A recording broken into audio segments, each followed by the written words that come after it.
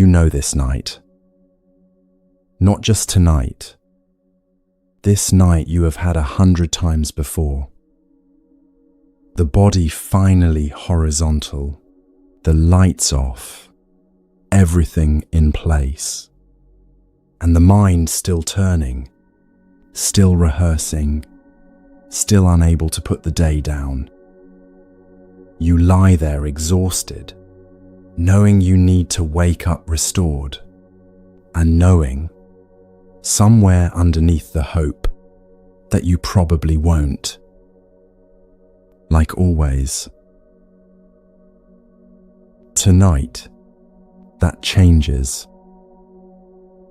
The Zen tradition holds a precise, step-by-step practice for crossing the threshold from the day's world into deep rest. A practice so grounded in how the mind actually releases that the only surprise is how completely it works.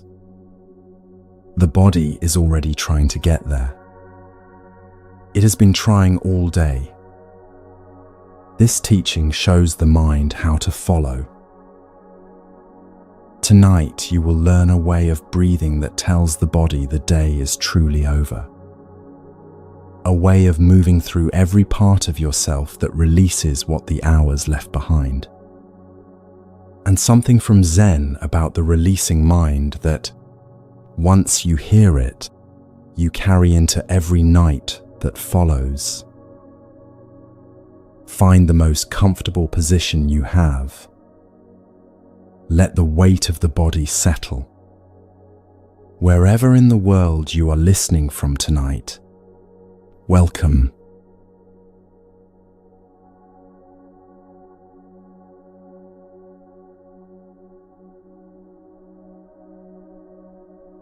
A shadow follows the body that casts it. Wherever you walk, the shadow walks with you. You cannot leave it behind by walking faster or by standing still. It goes where you go, faithfully, without being asked. The mind tonight is doing the same thing. The day trained it to keep moving. The day is over and the mind is still moving, carrying the same quality, the same alertness, the same readiness it practiced all day long into the dark. Every mind reflects the life it has been living. A mind that has spent years in quiet, rhythmic work tends toward a certain quality. A mind shaped by years of pressured, fragmented attention tends toward another. Neither is a flaw. Both are simply minds shaped by what they have been practicing. This is the first thing the tradition wants you to know. The mind running tonight is a mind that learned this. A mind doing its job. A mind that was shaped, as every mind is shaped, by the particular quality of the day it just lived through. The shadow follows the body. The mind follows what it has been practicing. The oldest Buddhist teaching text opens with this image. A cart that follows the ox that pulls it. A shadow that follows the body that casts it. If the ox walks peacefully, the cart moves peacefully. If the body walks in the light, the shadow rests in the light. The condition of what follows is determined entirely by the condition of what leads. And what leads the mind is attention. Whatever the attention has been resting in all day, the mind follows into the night. The shadow follows the body. The cart follows the ox. The mind follows what it has been given to attend to. Think about what today asked of your attention. to move quickly between things, to hold several threads at once without dropping them, to check and check again, to respond before fully settling, to decide before fully knowing, to be ready for whatever came next. And underneath all of that, a low hum of vigilance, the background feeling of needing to stay on top of things, of keeping the important things in view. And here is something else worth noticing.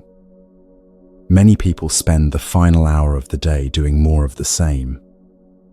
Checking news, finishing messages, watching something that requires following a plot and tracking outcomes. Right up until the light goes off. The mind was active 1 second ago. Now it is supposed to be at rest.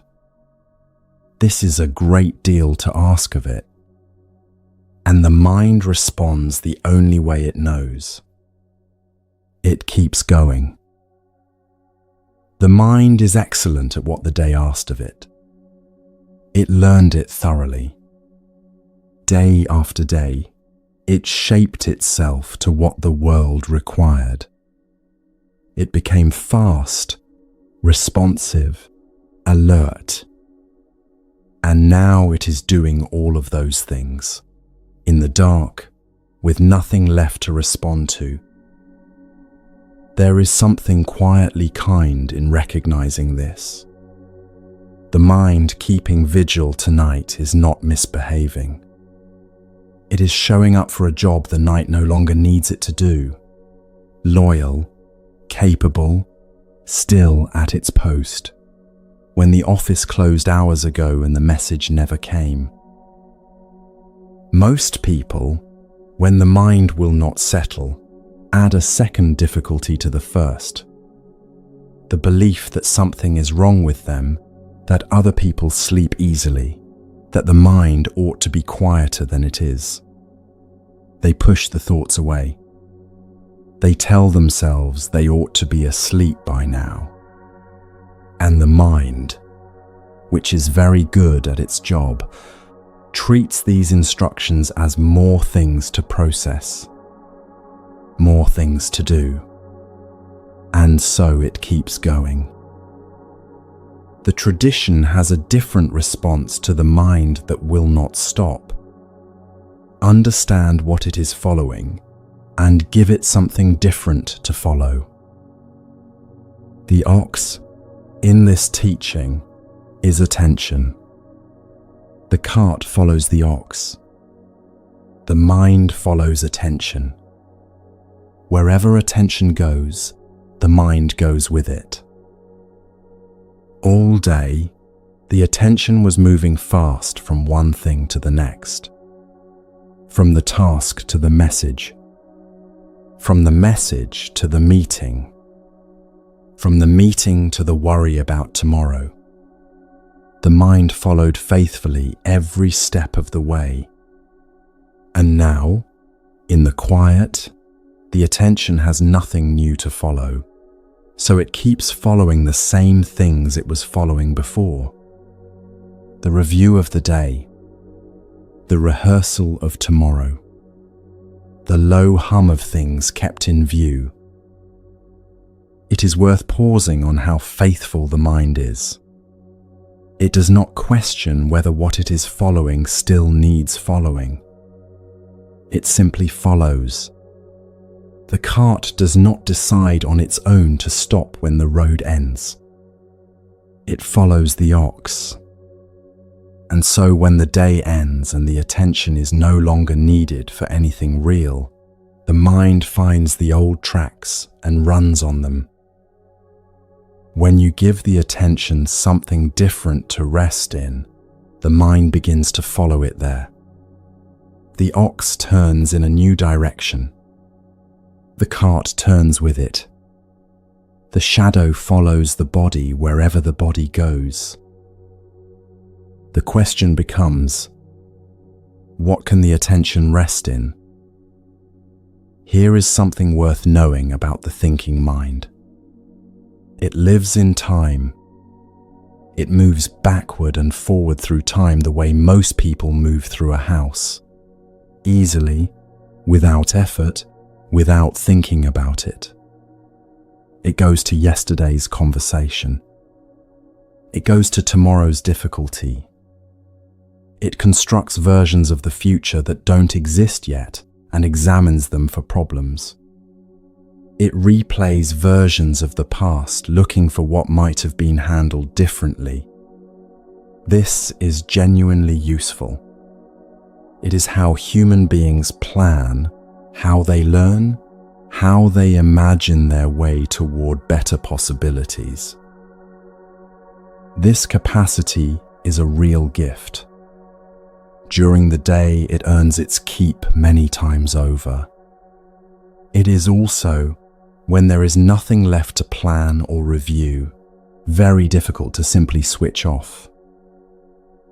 At night, lying in the dark, this same mind is doing the same things, traveling through time, simply because that is what it knows how to do, and because nothing has given it anywhere else to go. The body, on the other hand, cannot travel anywhere.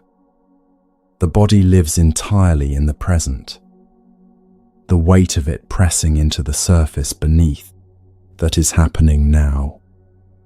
The air moving across the skin, that is now.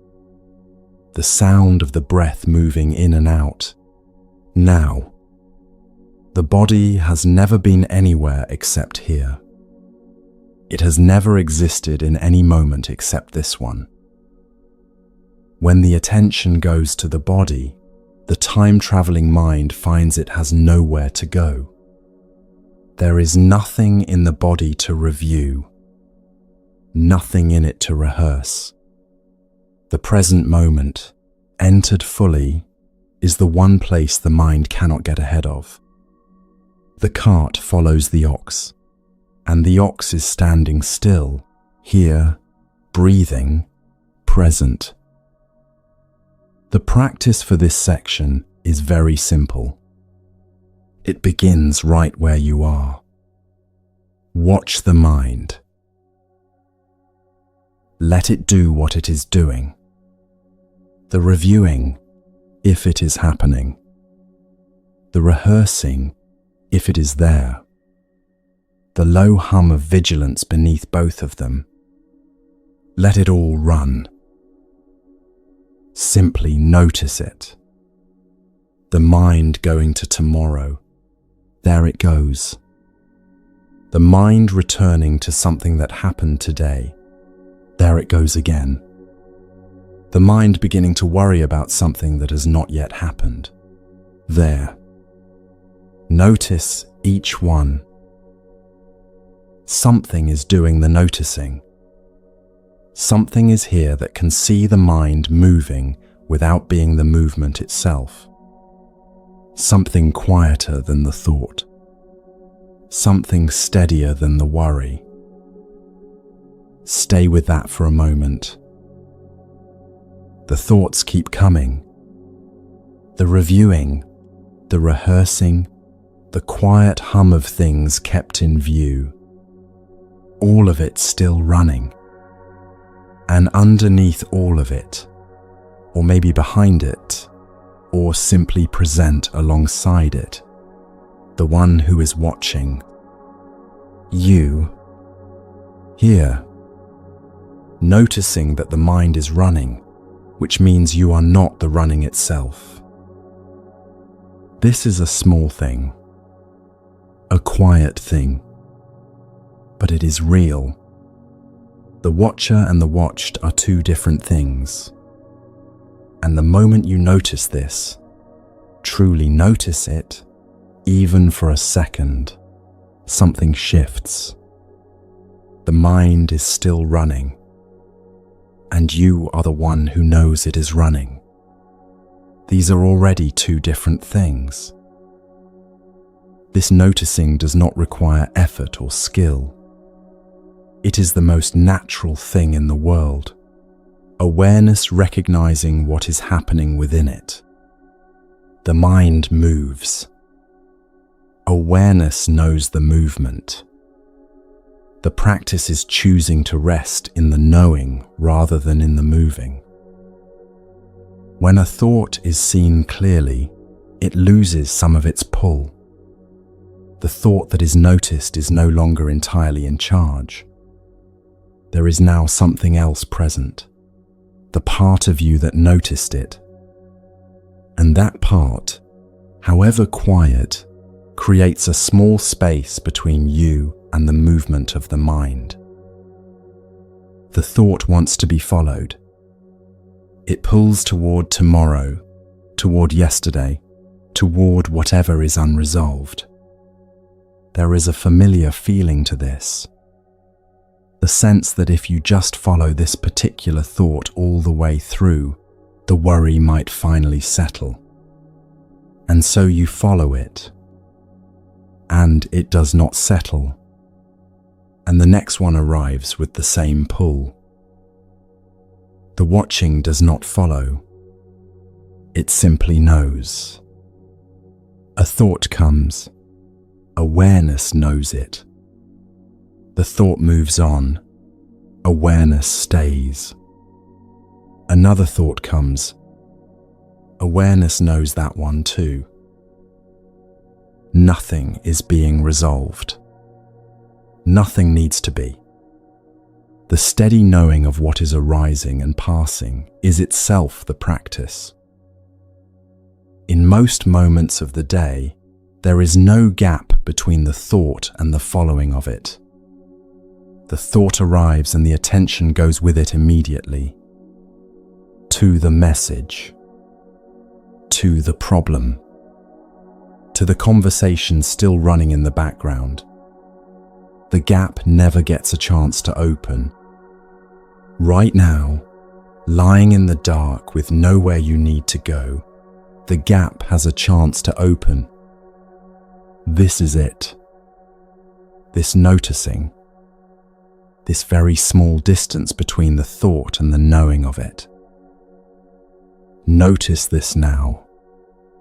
The thoughts still moving. And something beneath them, or behind them, or holding them, that is completely still. This stillness was here before the first thought arrived tonight. It will be here after the last one passes. It does not come and go with the thoughts.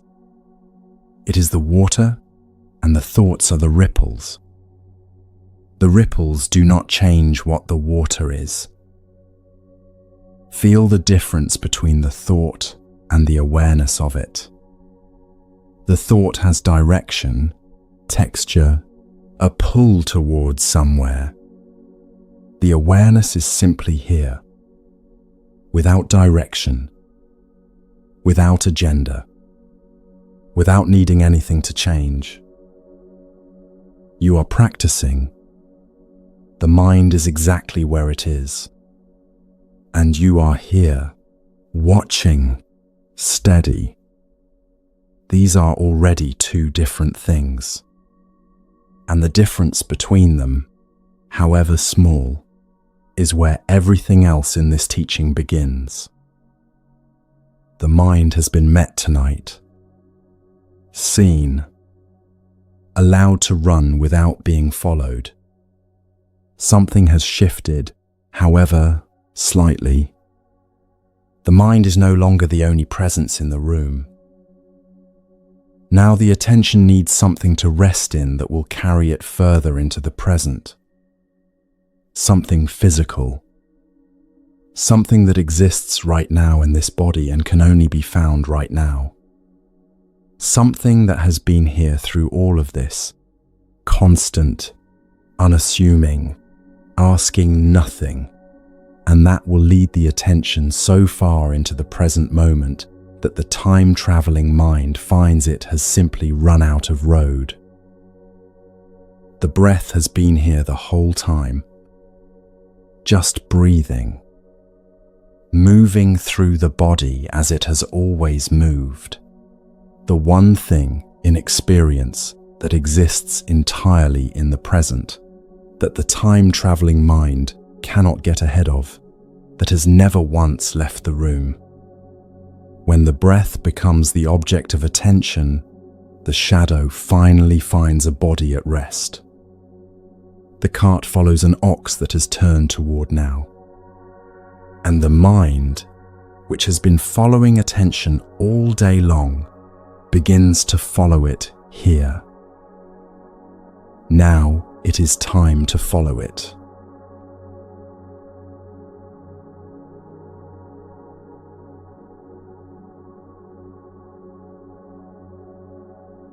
The breath is already here. You don't need to find it, or create it, or bring it from somewhere else.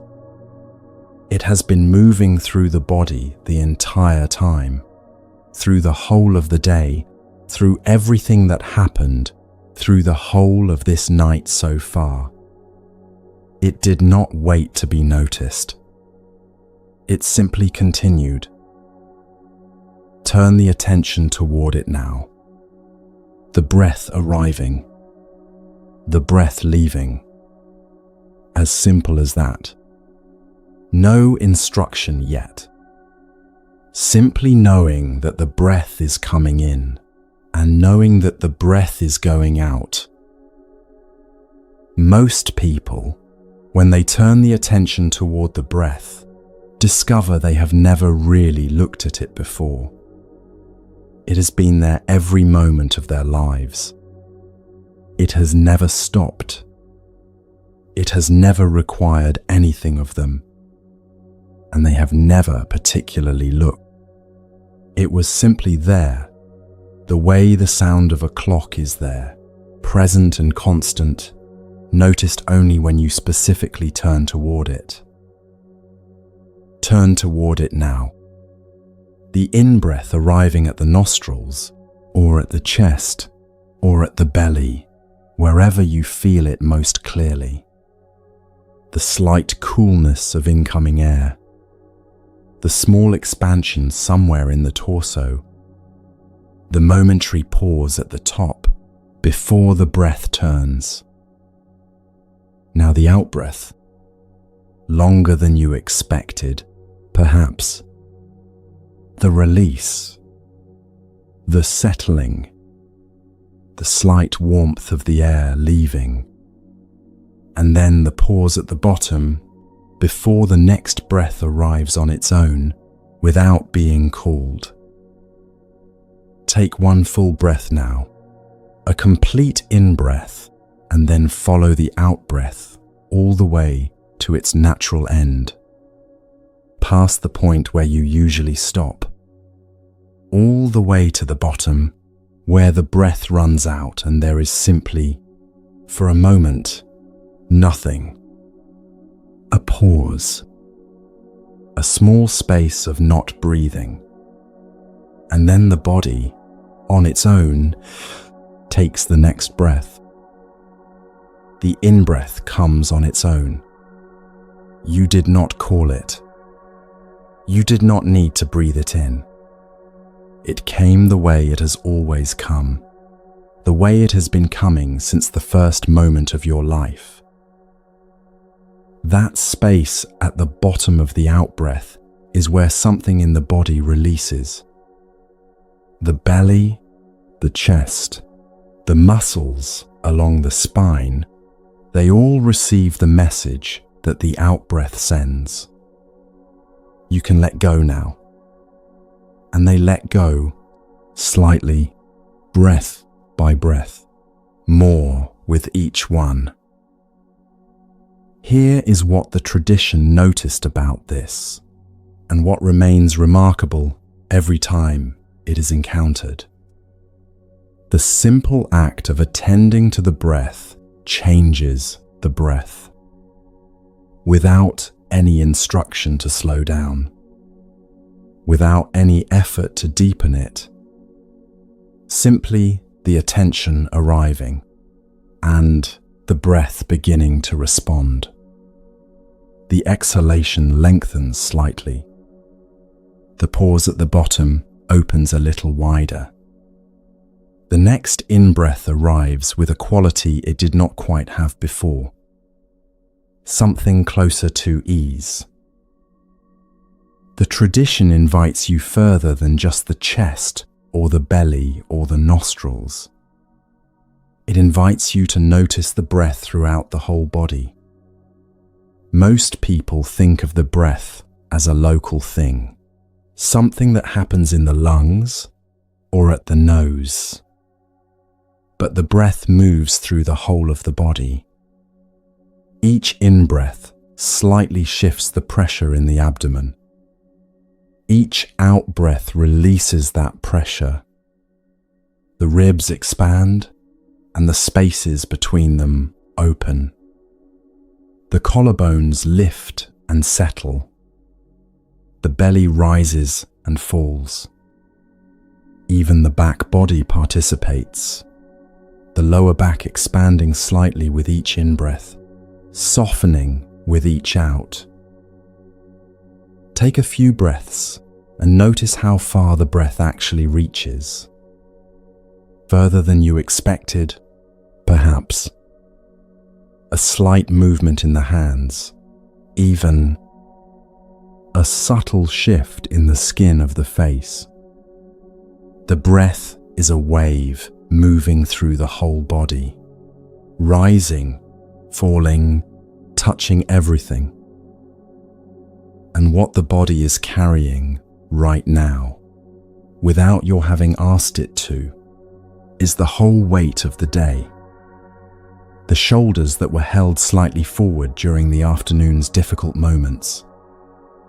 The jaw that has been braced, almost imperceptibly, since the morning. The hands that close somewhere around mid-afternoon and never fully released. The place in the chest that has been slightly compressed since the news arrived, or the message came, or the realization settled in that something would not go as planned. The body holds all of this faithfully. It does not complain.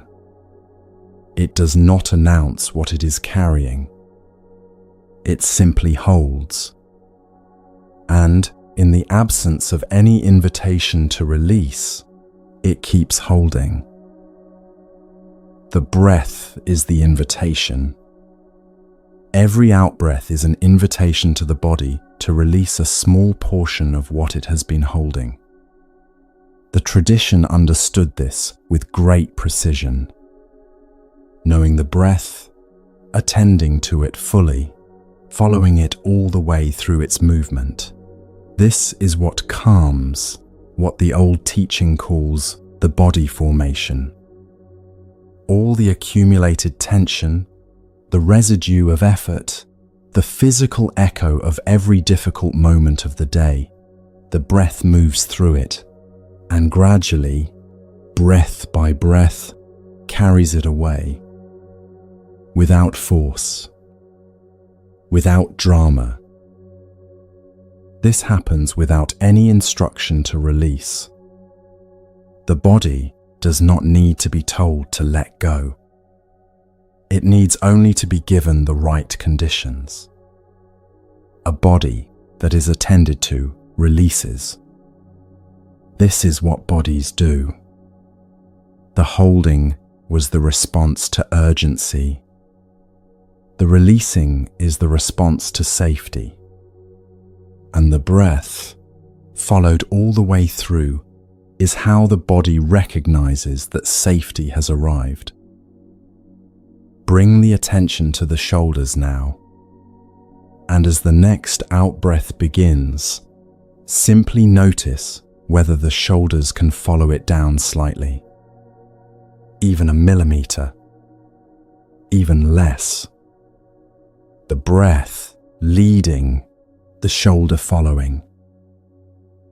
Now the jaw, the area just in front of the ears where the jaw hinges. This area is almost always held when the mind has been busy. An out-breath arrives. The jaw takes the invitation, or it doesn't. Either way is fine. You are offering, not forcing. Now the hands, the palms, the fingers, the spaces between the fingers. A breath arrives and leaves. Notice whether anything in the hands moves with the out-breath, whether any part of the hands was held more tightly than it needed to be and finds a small permission to release. Come back to the breath itself now, the full shape of it. In-breath arriving, the pause at the top, out-breath releasing, the pause at the bottom, the next breath arriving without being called. You do not need to shape it or control its pace. The only instruction is to know it, to be here with it, to follow it the way you might follow a slow river, moving with what is already moving, following its current, going where it goes. There is a moment in this practice that most people reach without being told to look for it. The moment when the body takes a breath that is longer than the last one. Deeper, without any instruction to be deeper. The exhalation extending past the usual stopping point, as though the body remembered, in the course of being attended to, that it was safe to let a little more go. This is what the tradition was pointing to. When the breath is known, truly known, attended to, followed all the way through its movement, the body begins to calm. The held places soften.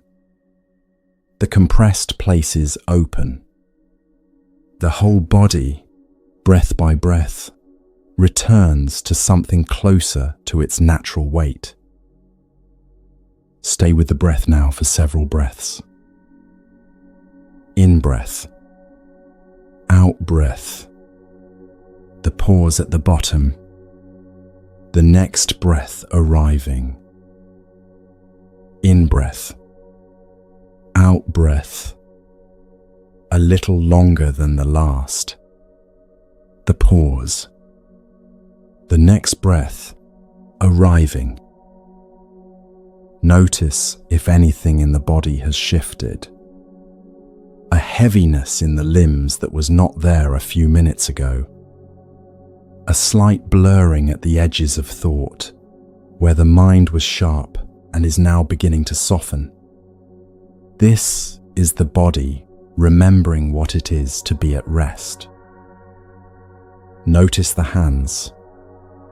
Have they softened from a moment ago? Even slightly?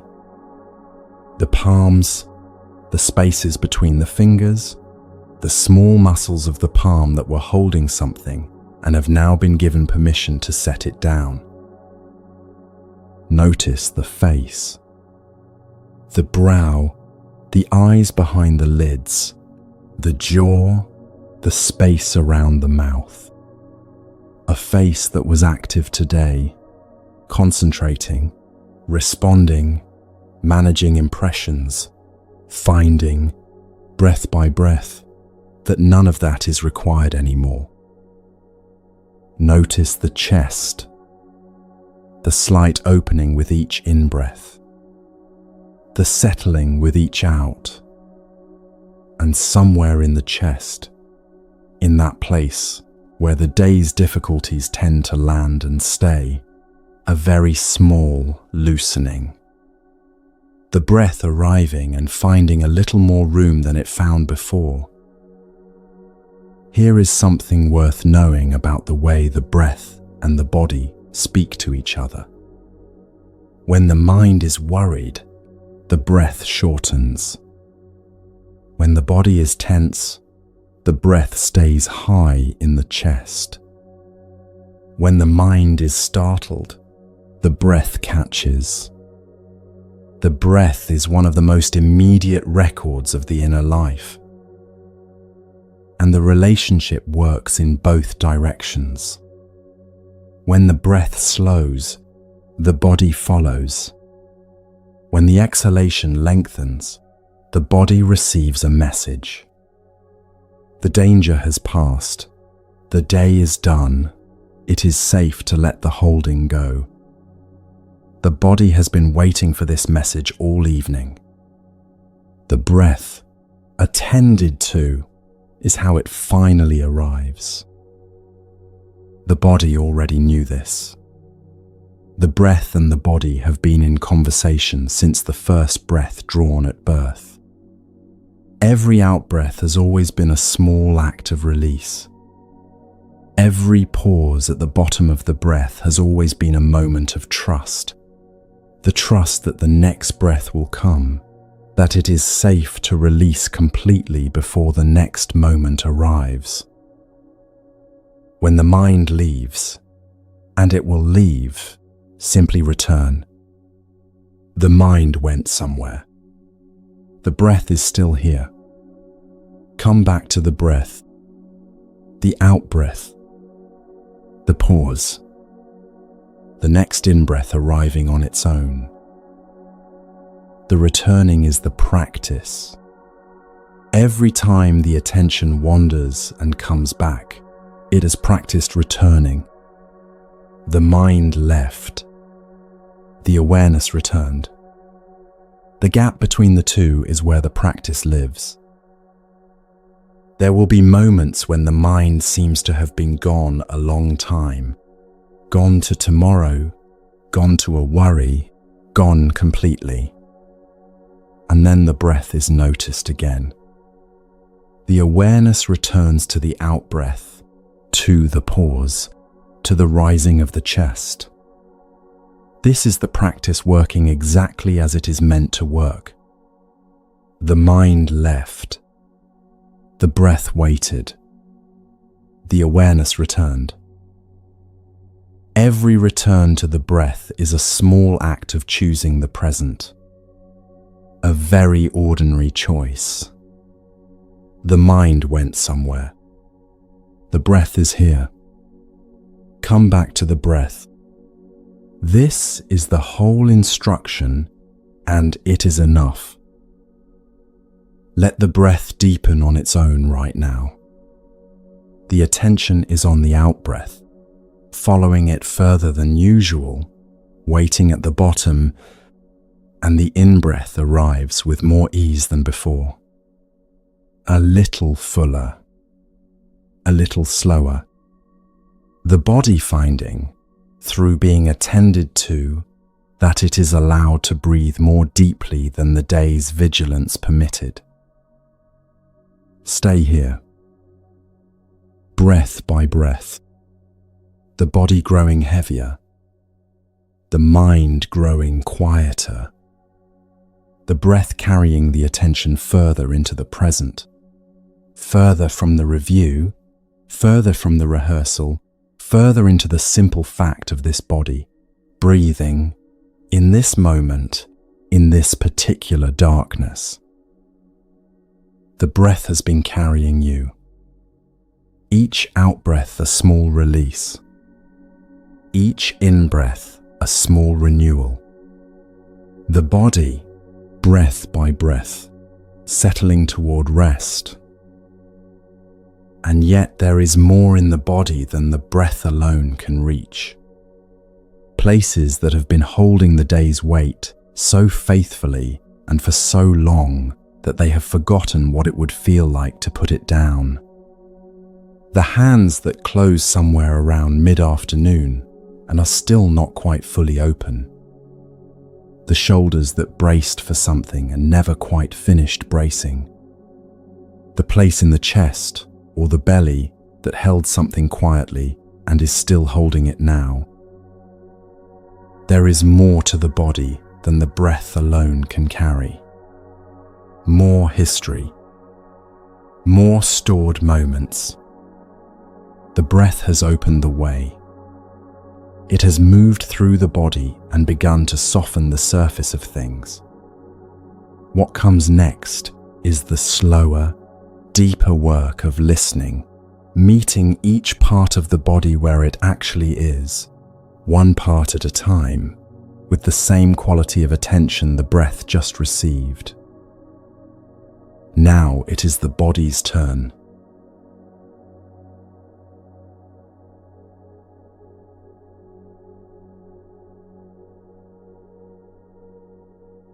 The body has been there the entire time. Through the watching of the mind, through the following of the breath, the body has been present, patient, waiting for its own kind of attention. The breath moved through it. Awareness began to settle. And now, something different is being asked, not to observe the body from a distance, but to enter it. This is the distinction the old teaching makes, and it is a precise one. The tradition describes awareness entering the body the way a skilled bathman works soap through dough, not spreading it on the surface, not coating the outside and leaving the inside dry, kneading it through, working it into every part, every fold, every layer, until the whole ball is permeated, saturated, soaked from the inside out, not a dry place remaining. This is what the Buddha used to describe what awareness does to the body when it truly arrives in it. The body does not merely get noticed, it gets filled. Most of the time, the body is experienced from a slight distance, a vague background hum of sensation, the dull pull of tiredness, the faint pulse at the wrists, noticed only when something hurts or demands attention. It is the stage on which the mind performs its thinking, and it mostly goes unobserved. It has been carrying all the weight of the day in this unobserved way, faithfully, silently, without complaint. What happens now is something else. Awareness moves into the body the way heat moves into cold hands when they are finally held, entering the tissue itself, not hovering above it.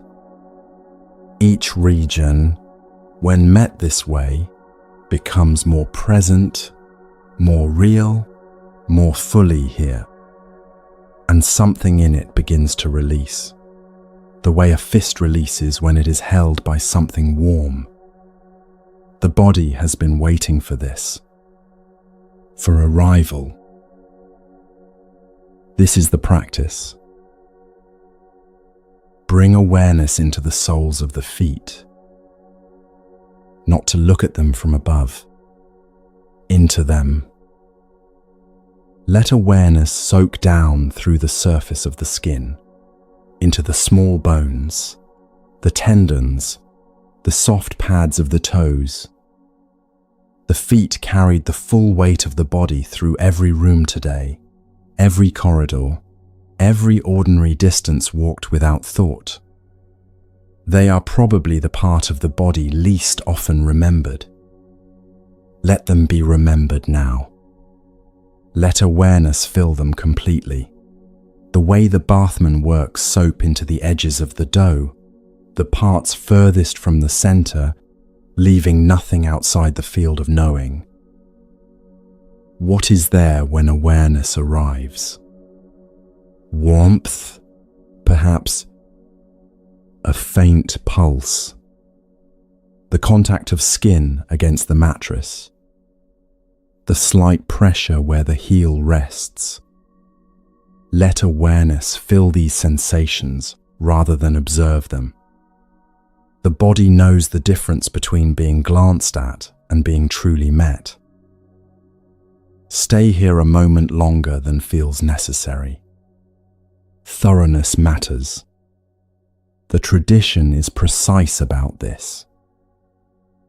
Let awareness move into the ankles, the lower legs, The calves carry a tension that belongs to the posture of readiness. The body prepared to move, prepared to stand, prepared to respond, even now when there is nowhere to go and nothing to respond to.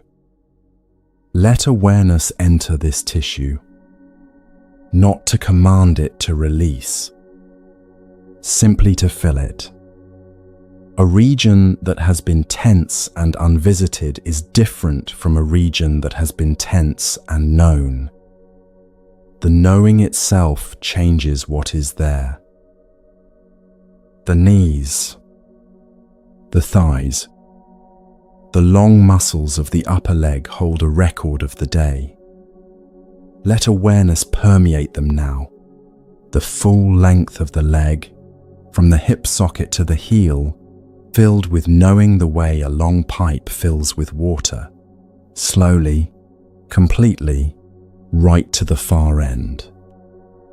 A body filled with awareness is heavier than a body that has been left unmet. Let both legs be heavy. Let them sink into what is beneath. This is not tiredness. This is the weight of being fully present in the body, which most people rarely experience, even when they sleep. The hips and the pelvis. This is where the trunk meets the legs, where the spine is anchored, where a great deal of the body's structural work happens without recognition all day long. The hip joints hold the upper body hour after hour without acknowledgement. Bring awareness here now, into the deep muscles of the pelvis, the floor of the body, the broad basin of the hips. Let awareness soak into this dense, quiet territory. There may be sensation here that has not been noticed in weeks. A low ache. A tightness that has been there so long it stopped registering. A warmth. Whatever is there, let it be known. The bathman does not work around the difficult patches of dough. Those are precisely where the work is needed most. The abdomen, the belly, is perhaps the most responsive part of the body to this kind of practice. It moves with each breath. It holds the residue of the day's emotional weather. It clenches and softens in direct response to what the mind has been carrying. Bring awareness fully into the belly now, not to manage it, not to instruct it to release, simply to fill it with knowing. The belly, when met with awareness, often surprises. Something releases that was not known to be held. A breath deepens on its own. The muscles of the abdomen soften by a degree they could not have softened by instruction. The filled dough gives way differently from the untouched dough. Let awareness permeate the whole of the abdomen, the sides, the lower belly, the space beneath the navel where so much is quietly held. Stay with the abdomen for several breaths, rising with the in-breath, permeating further with each out-breath, the belly growing heavier as it becomes more fully known. The arms. From the upper arms downward, through the elbows, the forearms, the wrists, into the hands. The hands work today. They typed, they held, they reached and closed and opened more times than could be counted. They may still be carrying the shape of doing, the slight curl of fingers that have been in use all day. The readiness that has not yet understood it is no longer needed. Let awareness soak into the hands now the way warmth enters cold hands when they are finally held. Into the palms, into each finger, into the spaces between the fingers. A hand that has been filled with awareness is a different hand from a hand that has merely stopped working. One is still braced for what might come. The other has been met. Let the full length of both arms grow heavy and filled. Let the weight of them drop completely into whatever is beneath. The chest. The chest holds more than most people allow themselves to know. The rib cage, the sternum, the lungs moving with each breath, and beneath all of this, the emotional weight of the day. What was said, what was not said, what cost something to give, what was received badly or not at all. The chest carries all of it, compressed into the space between breath and bone. Let awareness fill the chest now, into the sternum, into the space between each rib, into the lungs, already filled with air, now also filled with knowing, into that deeper compressed place where the day's weight has settled and not yet been released. Let it be known. The bathman does not work around the difficult patches.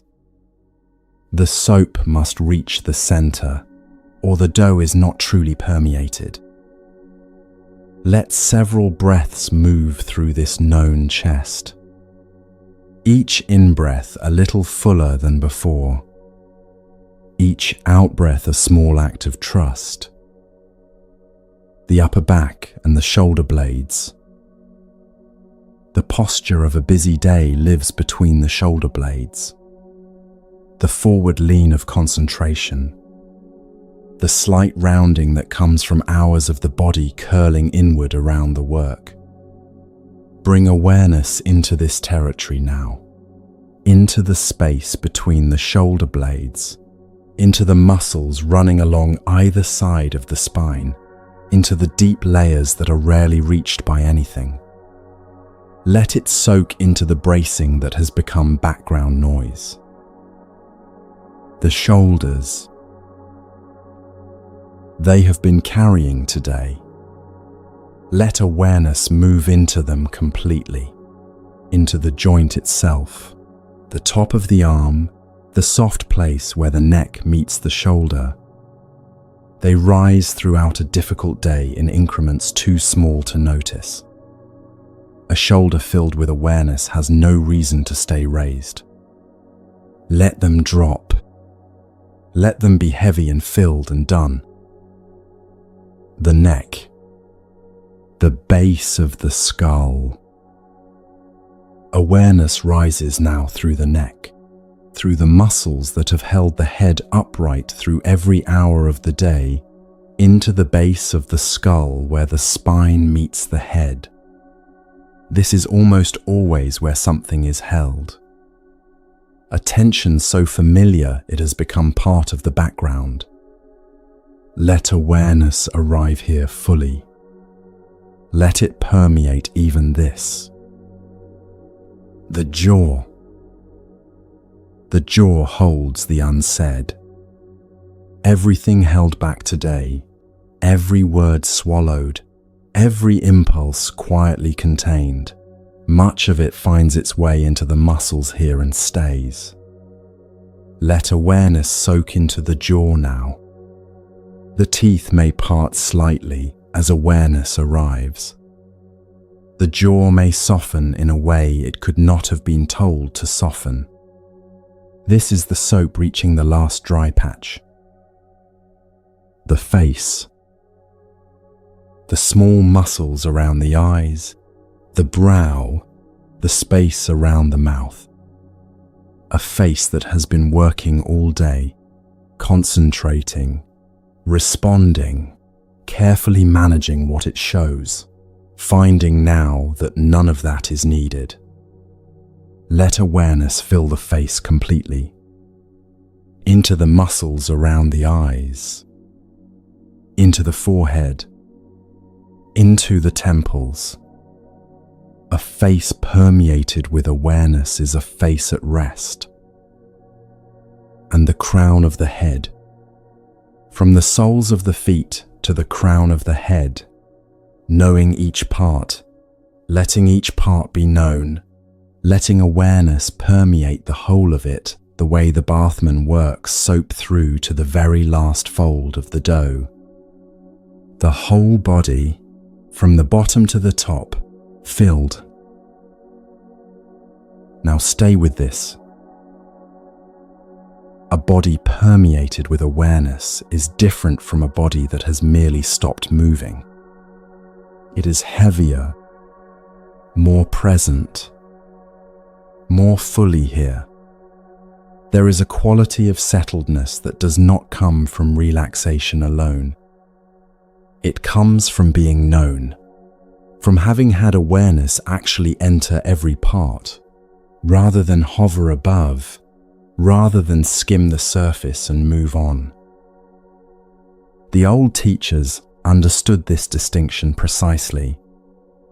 They saw that a body truly permeated with awareness carries a kind of completeness, a sense of being entirely here, in this body, in this moment, rather than floating slightly above the body while the mind continues its business elsewhere.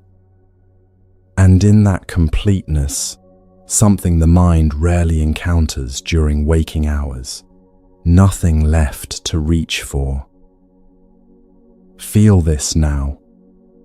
The body from the feet to the crown, filled with awareness. The breath continuing quietly through all of it. The weight of the body pressing into what is beneath, held completely, needing nothing more.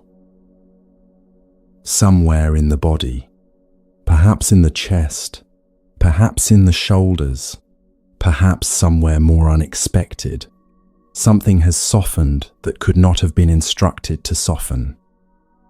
Awareness arrived, and the body responded. The dough gave way to the soap. The body gave way to the knowing. This is what the practice is pointing toward. A body that has been permeated with awareness is resting in being fully known, and that is a rest the thinking mind cannot manufacture on its own. Stay here. The body is settled now. The breath moves through a body that has been met, and something is beginning to shift in the mind as a consequence. The habitual grip, the reaching and reviewing, the pulling toward tomorrow, finding that the body is no longer feeding it the way it was. The grip is still present, but it has less purchase than before. It is beginning to loosen. The next teaching addresses this directly. What the mind's grip is, where it comes from, and what the tradition discovered about a mind that finally learns to let go.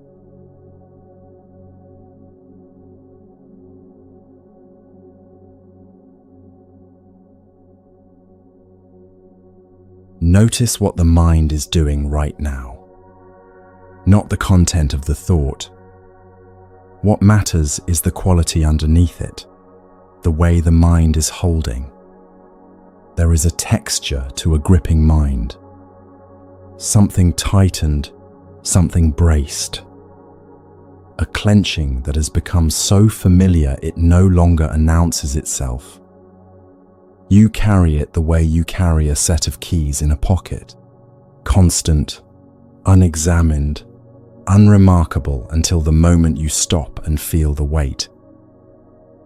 Feel that texture right now, if you can. At the level of body, where does the grip live tonight? Perhaps at the jaw, a subtle hardening along the hinge. Perhaps in the shoulders, held slightly forward, as though the body is still anticipating something it needs to respond to. Perhaps in the eyes, not quite willing to rest behind their closed lids. Perhaps in the chest, where a slight holding in has been present since sometime this afternoon and simply never fully released. Just feel it. No need to name it. No need to explain how it got there. The grip is real, and it is telling you something true. The mind has been working tonight. The mind has been trying in the way that minds try when they care about something, or fear something, or cannot put something down. Huang Po, the 9th century Chan master, noticed something that most meditators overlook. The grip is not the mind. The grip is something added to the mind, something laid over the mind's natural state, the way a clenched hand wraps around something it did not mean to hold this long. He was writing from within a tradition that had observed the mind for centuries through direct practice. From the inside, as people who sat with their own minds night after night and recorded what they found there. And what they found, again and again, was this. Beneath the gripping, beneath the habit of reaching and holding, there was a quality of mind that was entirely different. He called it original nature. The mind before it learned to grip. The mind before years of conditioning built up layer by layer. Each year a little more braced, a little more defended, a little more practiced at clenching around what mattered and refusing to let it pass freely through. He wrote that the mind in its original nature is like open sky, not empty in the way a room is empty when someone has just left. Open in the way the sky is open, boundless, unobstructed, already accommodating everything that moves through it without requiring anything to slow down or stop or justify its presence. The sky does not hold the cloud. The cloud moves through sky. The sky does not change because clouds are present. It does not become a different sky on an overcast day. The sky is sky, regardless of what is happening in it. Your mind is like this. The mind underneath the gripping. The mind that was there before tonight, before this week, before everything that has built up into the particular heaviness you carried to bed with you this evening. That quality is not gone. It was never diminished. The sky does not tire from a stormy week. It does not need to recover from what moved through it. The thoughts are not the problem. Clouds are not a problem for sky. The sky does not push clouds away to remain sky. It does not become less itself when the clouds are dense. It simply continues, open, vast, already holding everything without effort. What Huang Po was pointing toward was this. The mind's original quality is already present right now, behind the clouds, behind the thought that circled back a moment ago, behind the half-remembered worry, behind the low hum of unfinished things you have been carrying somewhere beneath the surface of your awareness all day. The sky has not gone anywhere. Feel that for a moment. The sky not gone. The sky here, present, behind whatever is moving through the mind right now. It simply continues. The way sky continues through every kind of weather, through every night that felt too long to endure. Settle for a moment into the body now. Let the weight of the limbs register again. The contact with the surface beneath you, the warmth of the blanket or the slight chill of the air, the particular stillness of the room at this hour. Let the body be exactly as heavy as it is. Let it sink a little further into what is holding it. There is nothing the body needs to do right now. No adjustment required. No position to achieve. The body is already resting. What continues is happening only in the mind. The breath moves on its own. The chest rises and falls without asking permission. The blood moves, the organs work, the whole quiet machinery of the living body continues without a single instruction from you. All of this is happening right now, underneath the surface of the mind's activity. The body is already deeply at rest. What the mind believes does not change this. The mind will keep moving. That is what minds do. A thought will arrive. Perhaps it already has. And when it arrives, notice how the mind meets it. The quality of that meeting, the texture of it, rather than the content of what arrived. Does it tighten around the thought? Does it follow the thought out the way a current takes something downstream before you realize it is moving? That following, that closing around what arises, that is the grip in action. It is not a flaw.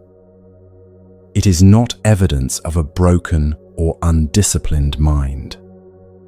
It is a deeply practiced habit, refined over a lifetime of necessary engagement with a world that genuinely required you to pay attention, to respond, to hold things carefully and carry them forward.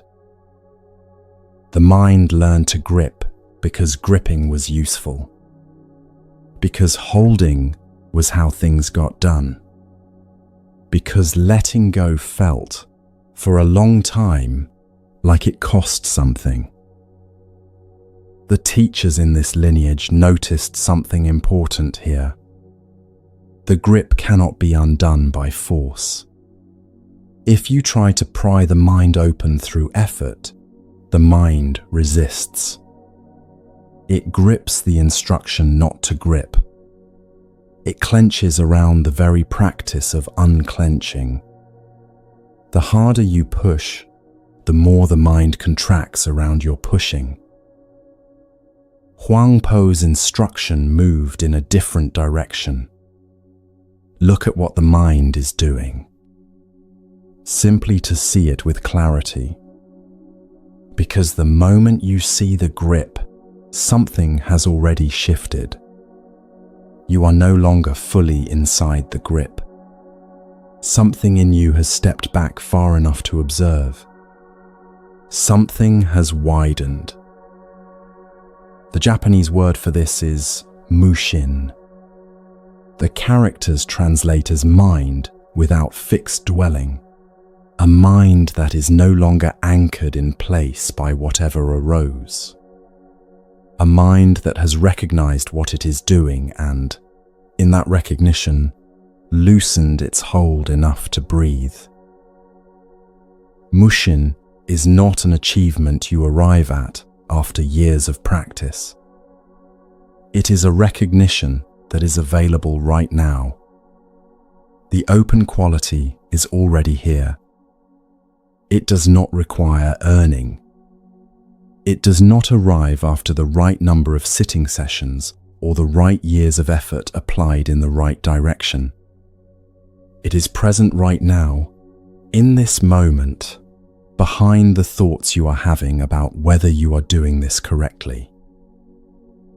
The question Huang Po's teaching opens is simpler than any technique. The question is, can you feel the sky? Let that rest for a moment. There is a thought moving through the mind right now. Perhaps several, Let them be present. Do not push them away. Do not follow them either. Simply let them be what they are, passing weather in a sky that does not need to defend itself from weather. And now, beneath the thought, behind the thought, in the space in which the thought is occurring, is there something open? It may be faint, uncertain, indistinct. You are not looking for a dramatic experience. You are not waiting for clarity to arrive like light through a window. You are simply noticing the difference between the cloud and the sky the cloud is moving through. The cloud has texture, direction, a particular quality of heaviness or brightness or movement. The sky has none of these things. The sky simply holds the space in which these qualities appear. This is what Huang Po was pointing at when he spoke of the original face, the quality of awareness that was present before the habit of gripping began, before the accumulation, before everything that shaped the mind into its current form. That quality is not damaged. It cannot be damaged. The sky cannot be injured by what moves through it. Come back now to the texture of the grip, wherever you feel it in the body. The jaw, the chest, the eyes, the back of the neck. Let the attention rest on that texture with the lightest possible touch, simply to see it. The way you might notice a sound in another room, present, acknowledged, met without pursuit. Ropes unknot when you work with their own material. When you force them, they pull tighter. When you follow the twist of the knot with patience, finding where it yields, the rope begins to loosen on its own. The mind is like this. Stay with the texture of the grip for another breath. Breathe in and let the breath reach wherever the grip is living tonight. Let the breath arrive there the way warmth arrives in a cold room when someone opens a door. Gradually, unhurried, without demanding that anything change. Breathe out and notice if the texture shifts at all. Not dramatically, not completely. Even a single degree of softening is enough.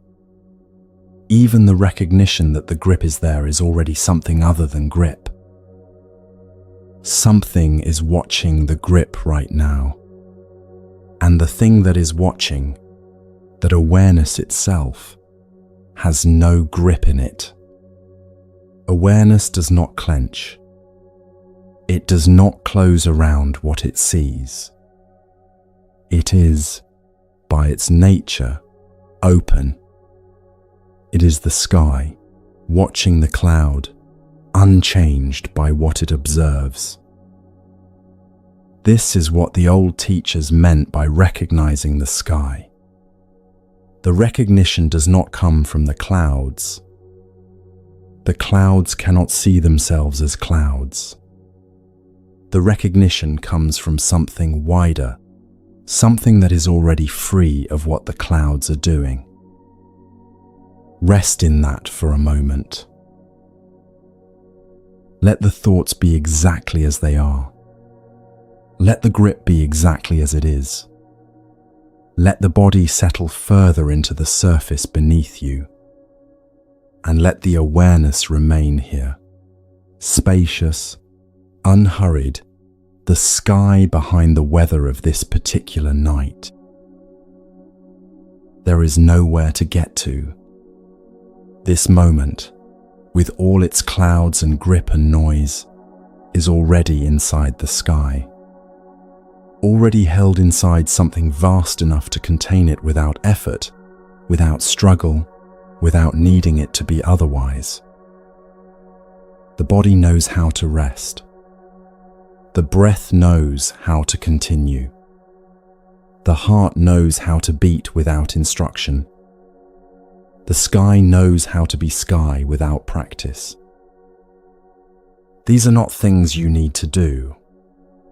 They are things already happening, underneath the grip, underneath the thought, underneath the effort you have made tonight to get this night to go differently than it is going.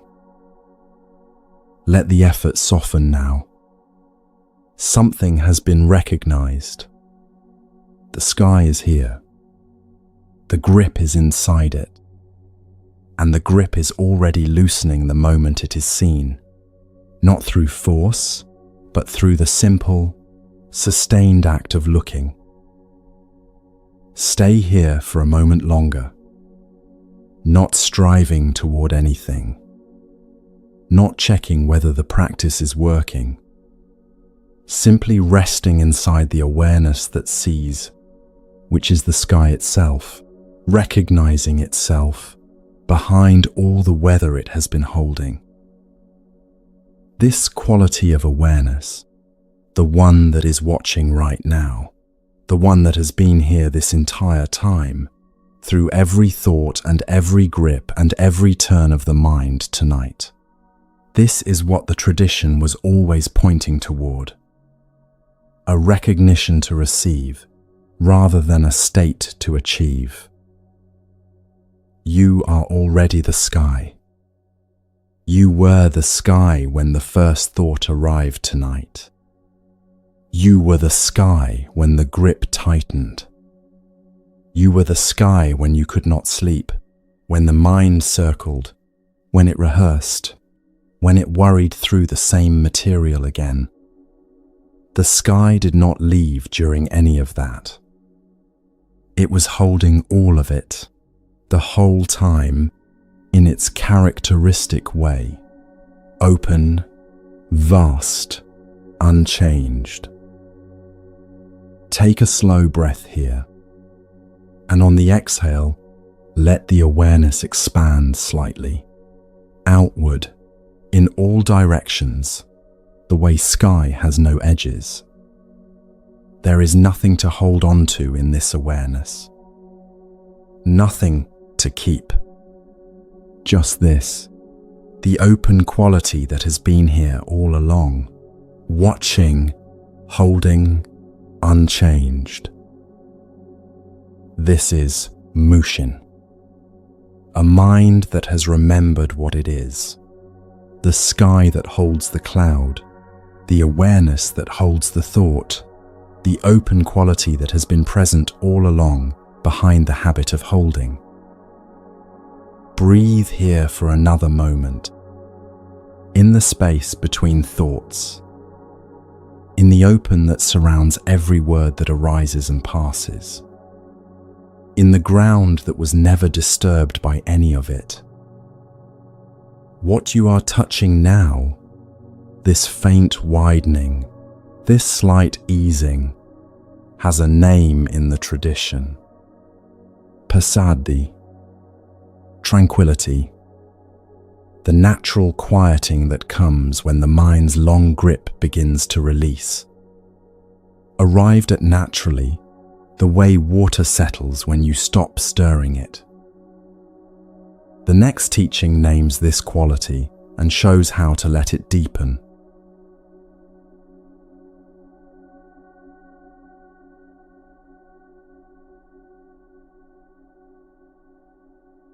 Right now, if the attention is quiet enough to feel it, something is already arriving, not being manufactured, not being earned, arriving. The way a room cools after the heat breaks outside, gradually, without announcement, and then suddenly unmistakable. This is passaddhi, the Pali word the tradition uses for tranquility, and the teaching that surrounds it in the Samyutta Nikaya is surprising, because it does not tell you how to achieve passaddhi. It tells you what passaddhi is, a nutriment, the same word used for food, the thing the body receives when the conditions are right. When the body is open, when the body has stopped bracing, when the body has finally set down what it has been carrying long enough to let something else enter. You cannot force yourself to absorb food. You can eat. What happens after that is not up to you. The body takes over. The body does what only bodies know how to do. Passaddhi works the same way.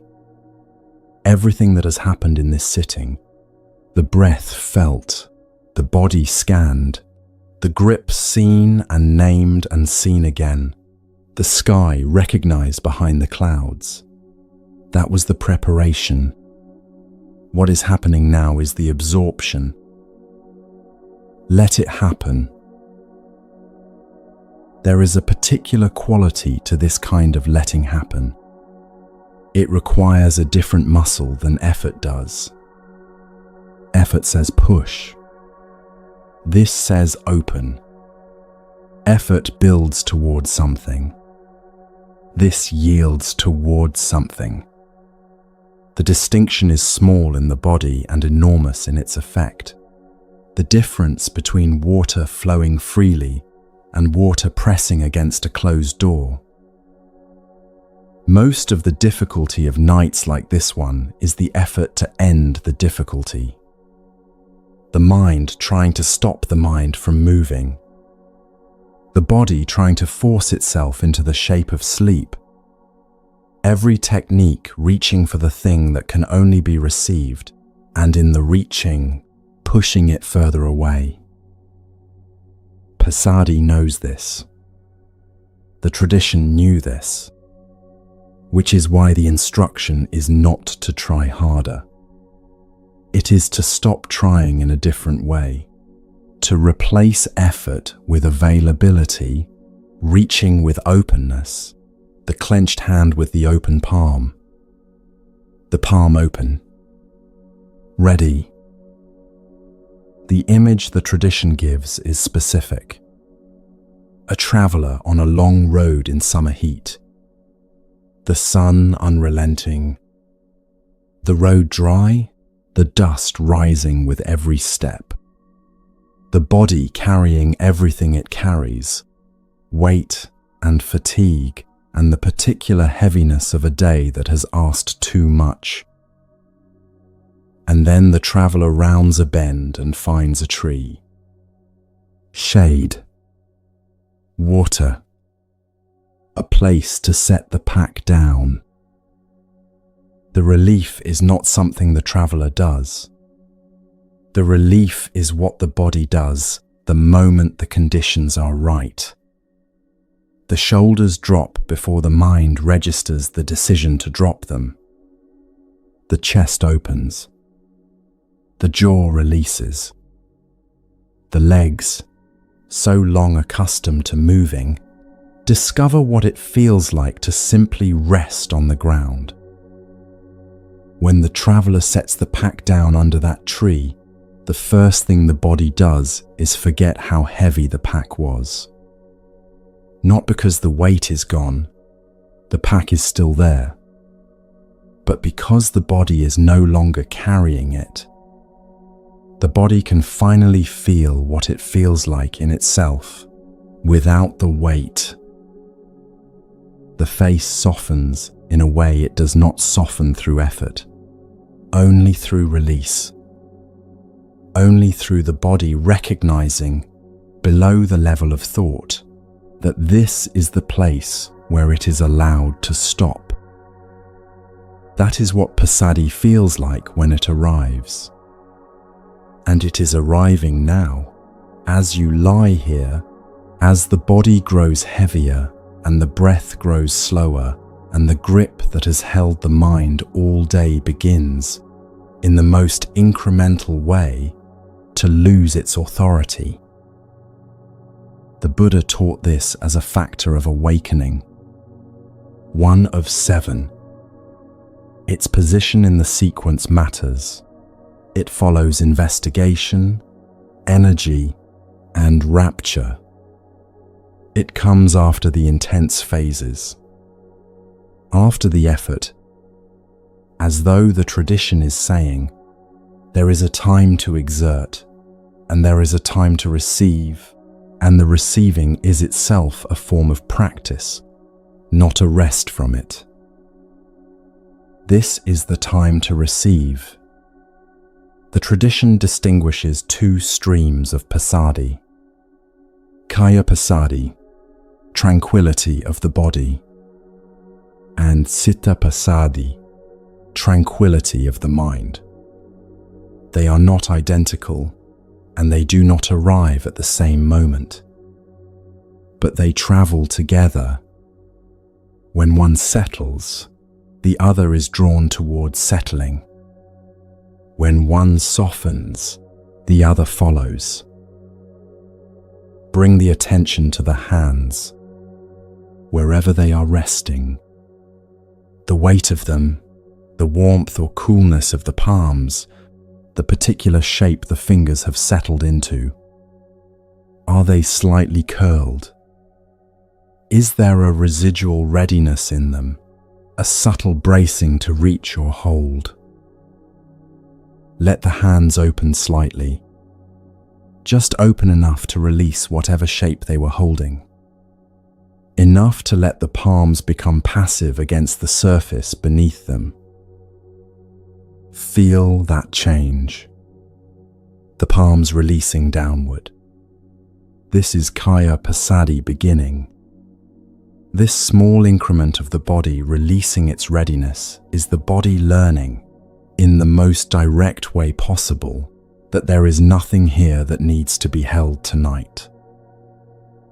Now the face, the brow, the space between the eyes, where so much of the day has been concentrated, the narrowing that attention requires, the slight contraction of focus that becomes so habitual it stays even when nothing needs to be focused on. The jaw, the muscles around the eyes, still working in ways the eyes do not require when they are closed. Let the face go, in the way fabric settles when you stop holding it taut, the tension draining from the edges inward, slowly, the whole surface becoming heavier, softer, more itself. This is Kaya Passaddhi deepening. The body discovering what it is like when it is not performing. Not managing, not bracing, not holding a shape against something that is no longer here. Simply present. Simply physical. Simply here, in this room, at this hour, with nowhere to be until morning. Let the exhale lengthen slightly on the next breath out. The exhale is always the releasing half, the body's own letting go, built into every breath, practiced without being called practice, thousands of times a day. Let this exhale carry a little more of whatever the body is still holding. The breath is the most reliable guide into this territory. It does not require interpretation. It does not require belief. It is simply moving, right now, at the pace the body has decided is correct for this moment. Trust that pace. The body knows more about rest than the mind does. Let a breath happen now without shaping it. Whatever length it takes, whatever depth it finds, let it be entirely the body's choice. Watch it arrive and pass. Watch the next one arrive. The body is already doing this correctly. It has been doing it correctly for as long as you have been alive. And on the next exhale, Let the weight of the whole body increase. The back of the head, the shoulders, the length of the spine, the hips, the heels, every point of contact, a place of receiving rather than holding. The body pressing gently into what is beneath it, and what is beneath it meeting the body, supporting without effort the way the ground always does. And as the body settles, notice what happens in the mind. Perhaps the thoughts are still moving. They may be. Chitta passaddhi does not mean the absence of thought. It means the thoughts have lost their urgency. They arrive and pass with less insistence, less weight behind them, less of the quality that makes you follow them before you notice you are following. The pool clearing, a pool that has been stirred, the silt rising, the water opaque, nothing visible beneath the surface. When the stirring stops, the water does not immediately clear. It takes time. The silt settles in layers, the heaviest first, then the finer material, each layer requiring its own time. And then, gradually, the water begins to become itself again, transparent, still, the ground of the pool visible, everything revealed as it always was, simply obscured by the movement. Your mind is the pool. The stirring has been real. Real pressures, real concerns, real demands that required the mind to move and keep moving. And it has been slowing, incrementally, since the first breath was noticed, since the body was first felt, since the grip was seen and the sky recognized behind it. All of that was the cessation of stirring. And now the water is beginning to clear. The pool is not trying to clear. Clearing is what pools do when stirring stops. The mind is not trying to settle. Settling is what the mind does when the conditions allow it. You have been building those conditions this whole time. Let the pool do what pools do. Notice the quality of the thoughts moving through the mind now. Are they the same weight as the thoughts at the beginning of this sitting? Do they insist with the same authority? Let the thoughts occupy whatever space they occupy without filling all the space available. The mind is larger than its contents. The water is not its disturbance. The disturbance moved through it. What the water is, in itself, is clear. Rest here. Let the mist spread now. Let it reach the center of the mind. Let it arrive wherever the last traces of urgency are still held, quietly, without pressure, the way mist simply settles on whatever surface is beneath it. In the stillness collecting at the edges of the mind, the way that mist collects at the edges of a field in the early hours, spreading inward from the margins, soft, gradual, unhurried. This is not a small thing. The tradition places passaddhi among the factors of awakening because this quality, this receiving, this settling, this clearing, is not merely comfort. It is a form of clarity. When the pool clears, what becomes visible is what was always there, beneath the disturbance. The actual ground. A mind settled in passaddhi does not carry the same weight into tomorrow that it carried into tonight. Something has been restored that was depleted. Some ground has been recovered that the long hours of gripping had quietly eroded, so gradually you did not notice it going. There is a quality to this recovery that is difficult to name and easy to miss if you are looking for something dramatic. It is not a flood of well-being. It is not the end of everything difficult. It is quieter than that. The sensation of a foundation becoming detectable again, the way you notice solid ground after a long time on water. Subtle, unmistakable. A quality that was present all along, beneath the disturbance, now available to stand on again. Feel that right now, if you can, the quiet on the other side of the effort, the resource that surfaces when the noise steps back, the particular steadiness that is not the absence of difficulty, but the presence of something solid enough to meet it. Passaddhi at full depth is not only soft, it carries weight. The weight of a pool that has stilled and revealed how deep it actually is. The weight of ground recovered. A quiet resource that the exhausted surface of the mind was covering all along. This is what rest is for. Restoration. The actual rebuilding of what fatigue has stripped. The return of something essential.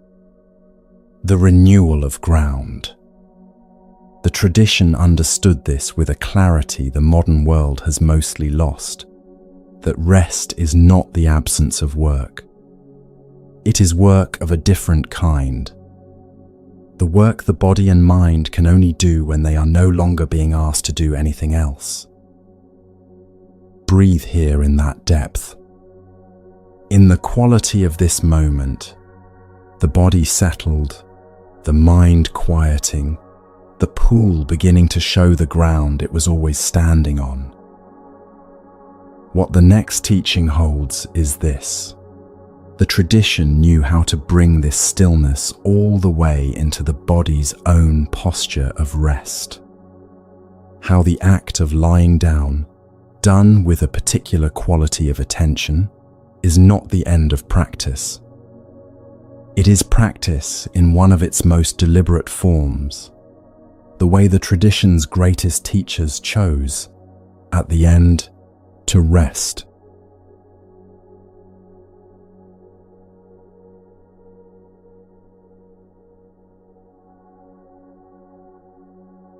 There is a posture the tradition calls sihaseyya, the lion's posture.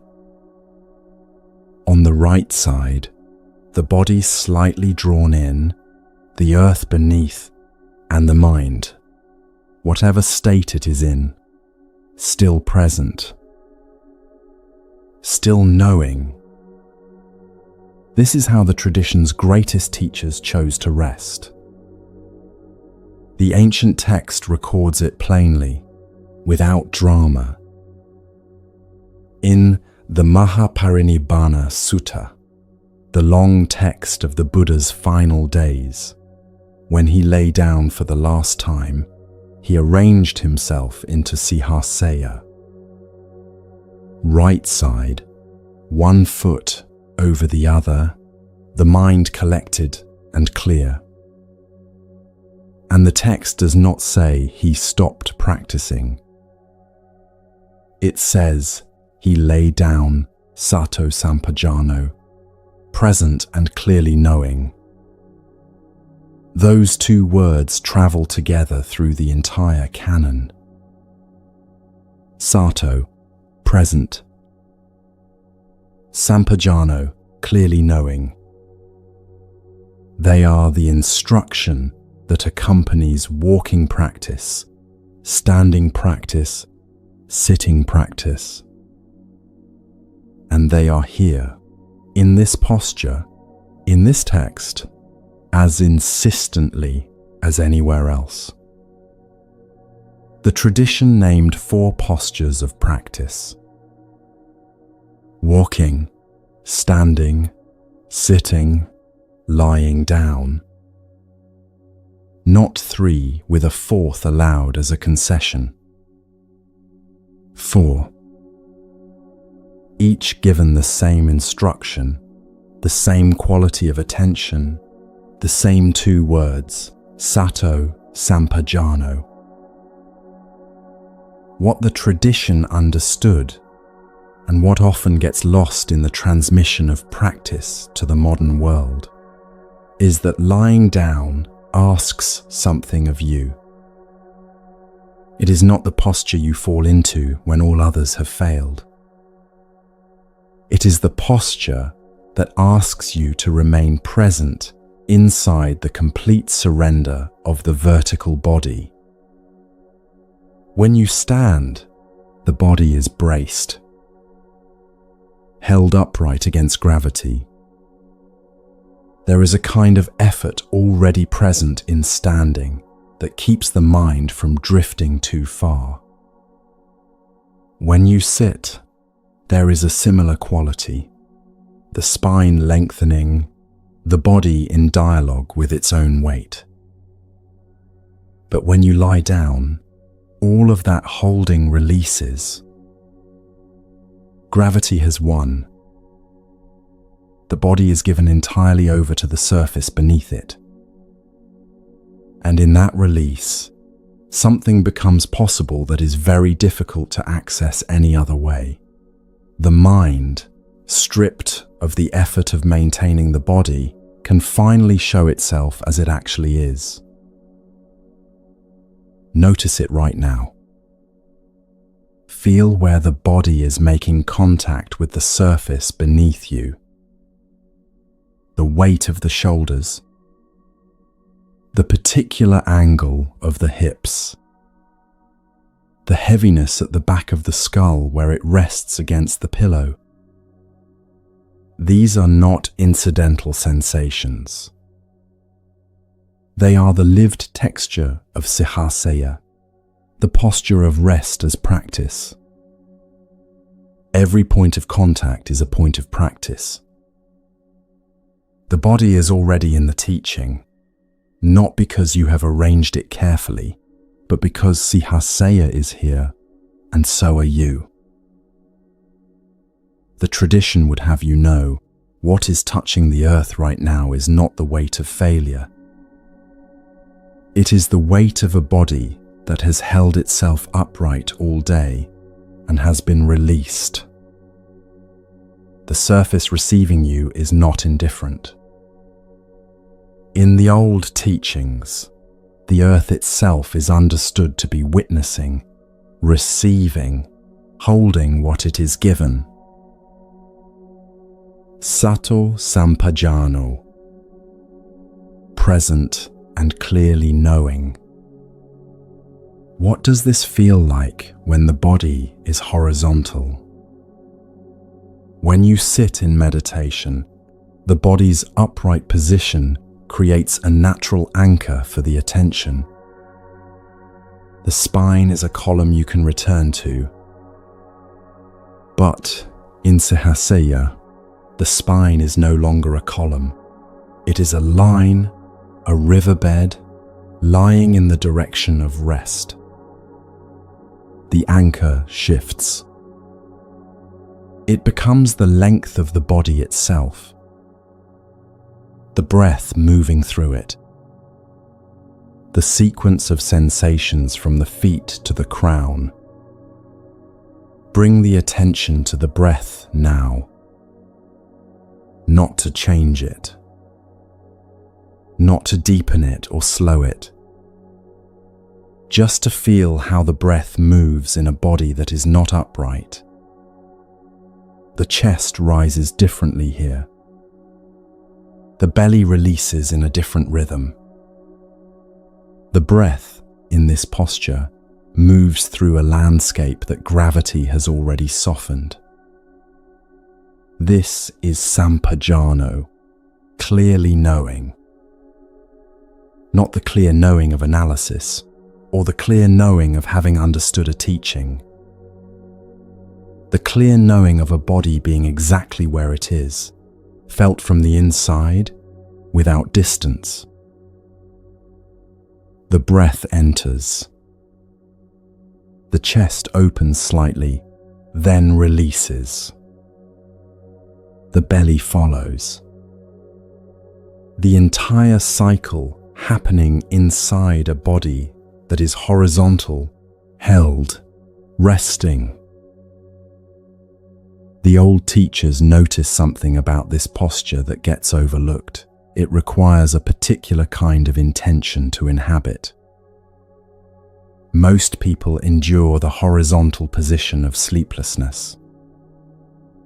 They lie in it waiting for the mind to slow, waiting for the body to finally release, waiting for morning if nothing else arrives. The waiting is its own particular suffering, a vigilance masquerading as stillness. Sihaseyya is not waiting. It is the decision to be present inside the body's rest, not to monitor whether rest is arriving. The one who waits for sleep is a subject waiting for an object. The one who rests in sihaseyya is simply here, in this posture, with sato sampajano. Present and clearly knowing that the feet are heavy, that the breath is slow, that this moment is the only one available. That is the shift the tradition is offering. Not a technique for producing sleep, but a way of inhabiting the body's natural posture of rest with the same quality of presence you would bring to sitting, or walking, or standing at the edge of a still morning. Who is not a prisoner of the night, but a practitioner within it. Someone who has given the posture of rest the same dignity the tradition gave it, the dignity of a name, a teaching, an instruction. Feel the specific points of contact again. However you are lying, on the side or on the back, or some arrangement the body has drifted into, there are places where the body meets the surface beneath it. Let the attention move through them. Unhurried. Not looking for anything. Just making contact. The heel of the foot where it presses into the mattress. The back of the calf, the weight of it resting. The heaviness of the thighs, all that musculature that carried the day, finally released. The low back, settling. The shoulder blades, the upper back, the ridge of the shoulders. The back of the skull. These are not separate sensations. They are one continuous body, one continuous contact with the surface that is holding it. Linger there for a moment. The length of the contact. How much of the body is actually resting against something solid right now? There is more of it than the mind usually accounts for. The mind, most of the day, is busy elsewhere, in planning, in memory, in the management of what is coming. It doesn't register the back of the calf, or the specific weight of the hips, or the way the shoulder blades spread slightly when the back releases against something flat. But those sensations are there regardless. The body in contact with the world receiving the body. Sampajano is simply turning the attention toward what is already happening. The earth receives what is given to it. The old teachers understood this as something more than a physical fact. The earth receives without judgment, without categorizing what it is holding as a success or a failure, a rested person or a troubled one. It simply holds. And what is held, when it stops fighting the holding, begins to rest. Sato Sampajano. When the practice traditions speak of clearly knowing, they do not mean knowing in the way you know a fact about the world. They mean the knowing that is already happening inside the body before any thought arrives to name it. The knowing that the foot is heavy. The knowing that the breath has slowed. The knowing that the place between the shoulder blades has finally released the tension it carried since the morning. These are not thoughts about the body. They are the body knowing itself through the quality of attention that rests inside it.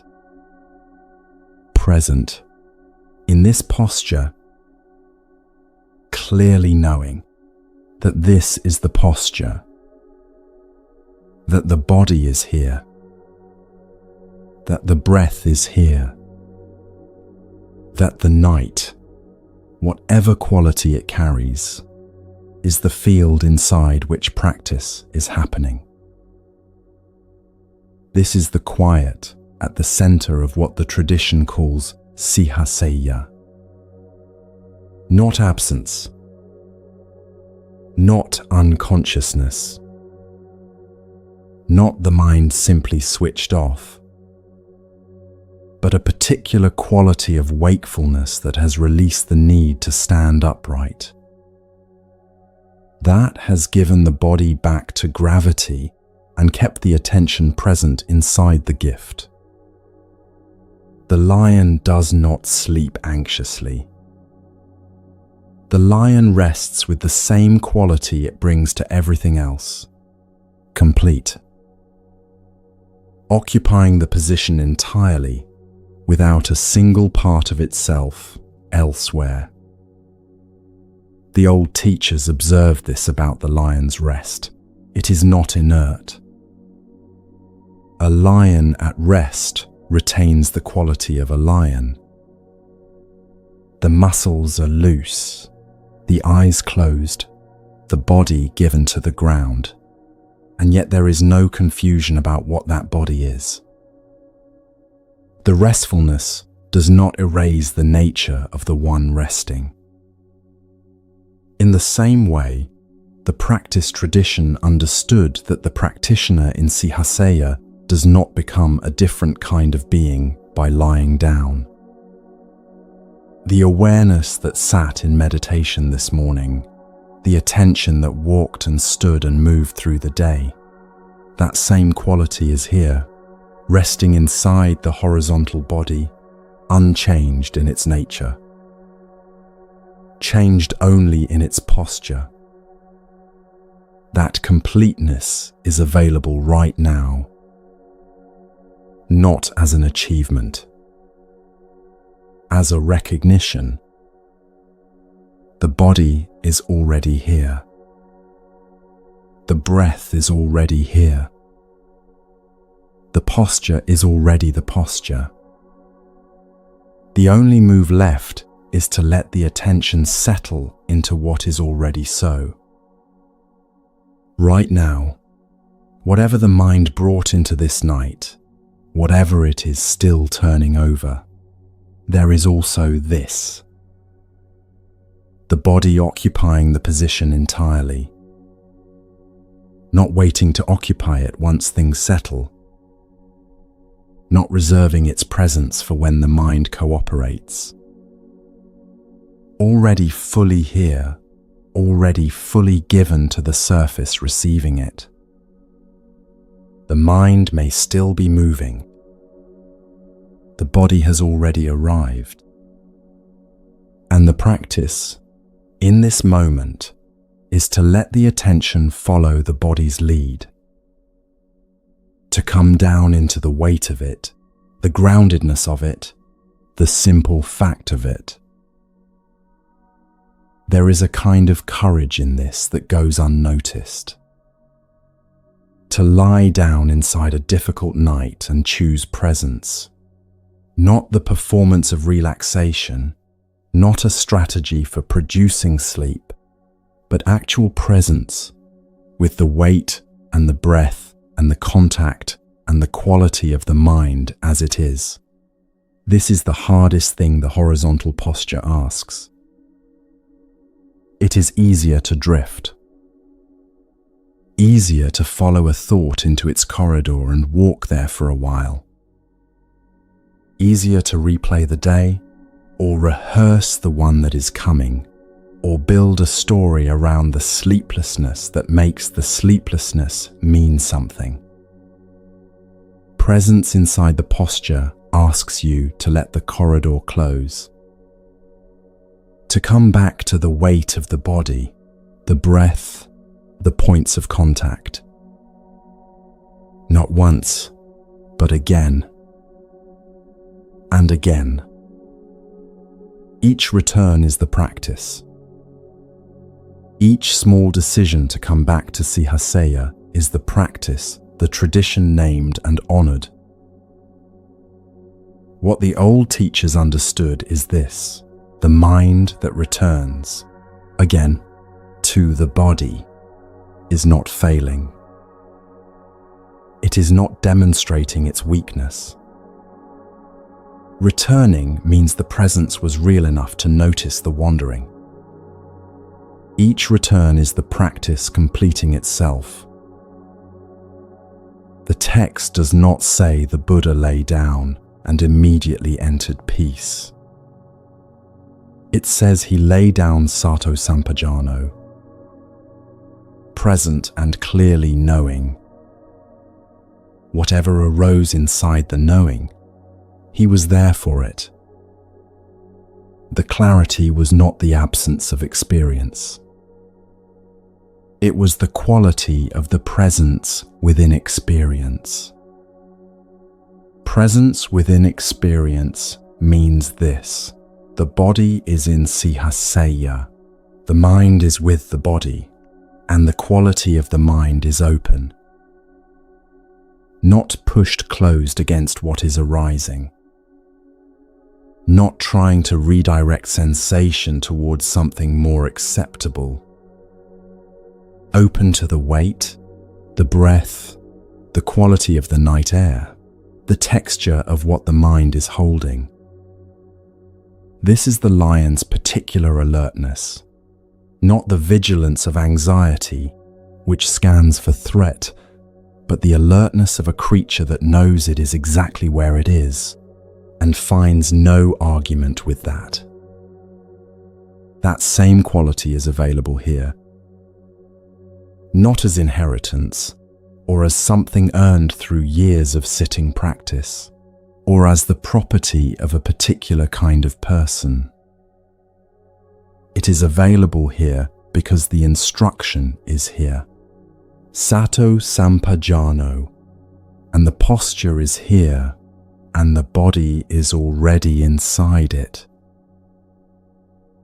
Let the breath move through the body once more. Slowly. Feel the rise of the chest, the small expansion, the release. And in that release, the body settles a fraction further into the surface beneath it.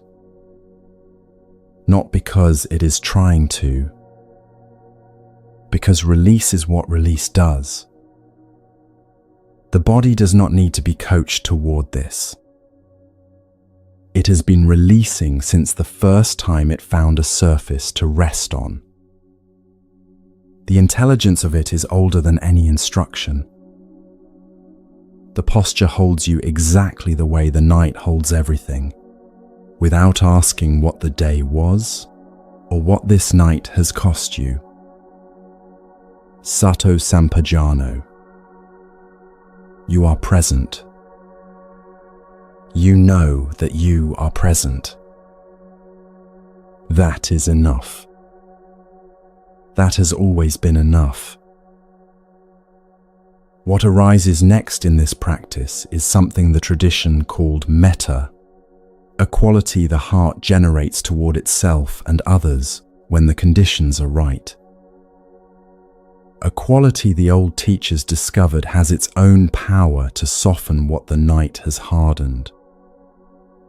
A quality that begins, always, with the self.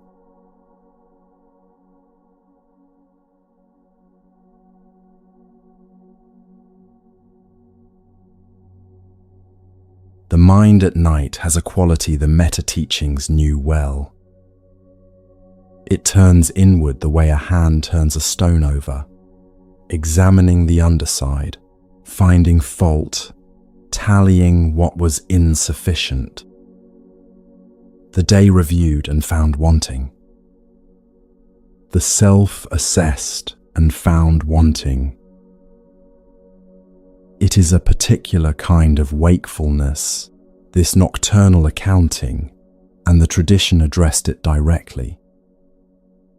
The Karaniya Metta Sutta, the discourse on loving kindness, does not open with a doctrine.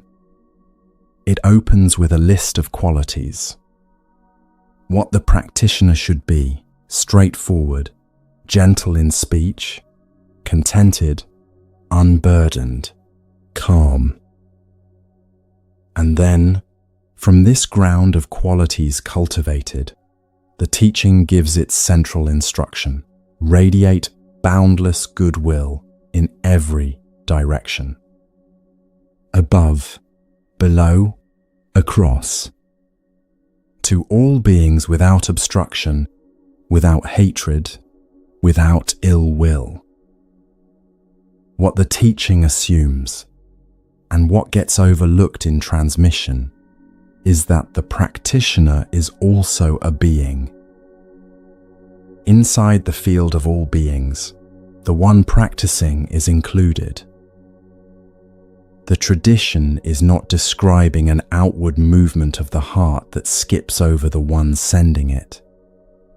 It is describing a quality that originates in the practitioner's own chest and moves outward from there, which means it must, first, be present in that chest. This is where the old teachers always began. With you. Not as a warm-up exercise before the real practice, as the root of it. Most people in a sleepless night are operating without permission, not consciously denying themselves rest or peace, but carrying a background assumption so habitual it has become invisible that the goodwill they might extend to others is not available to them. The same person who would feel genuine care for a friend lying awake in distress, who would want ease for that friend, would wish them peace, would offer comfort without condition, does not make that movement toward themselves. The door is open in one direction only. The care flows outward with no hesitation. Toward the self, the same quality pauses, finds reasons to withhold, decides the conditions for receiving are not yet met. This is the asymmetry the metta tradition addressed before any other. The metta tradition noticed this asymmetry.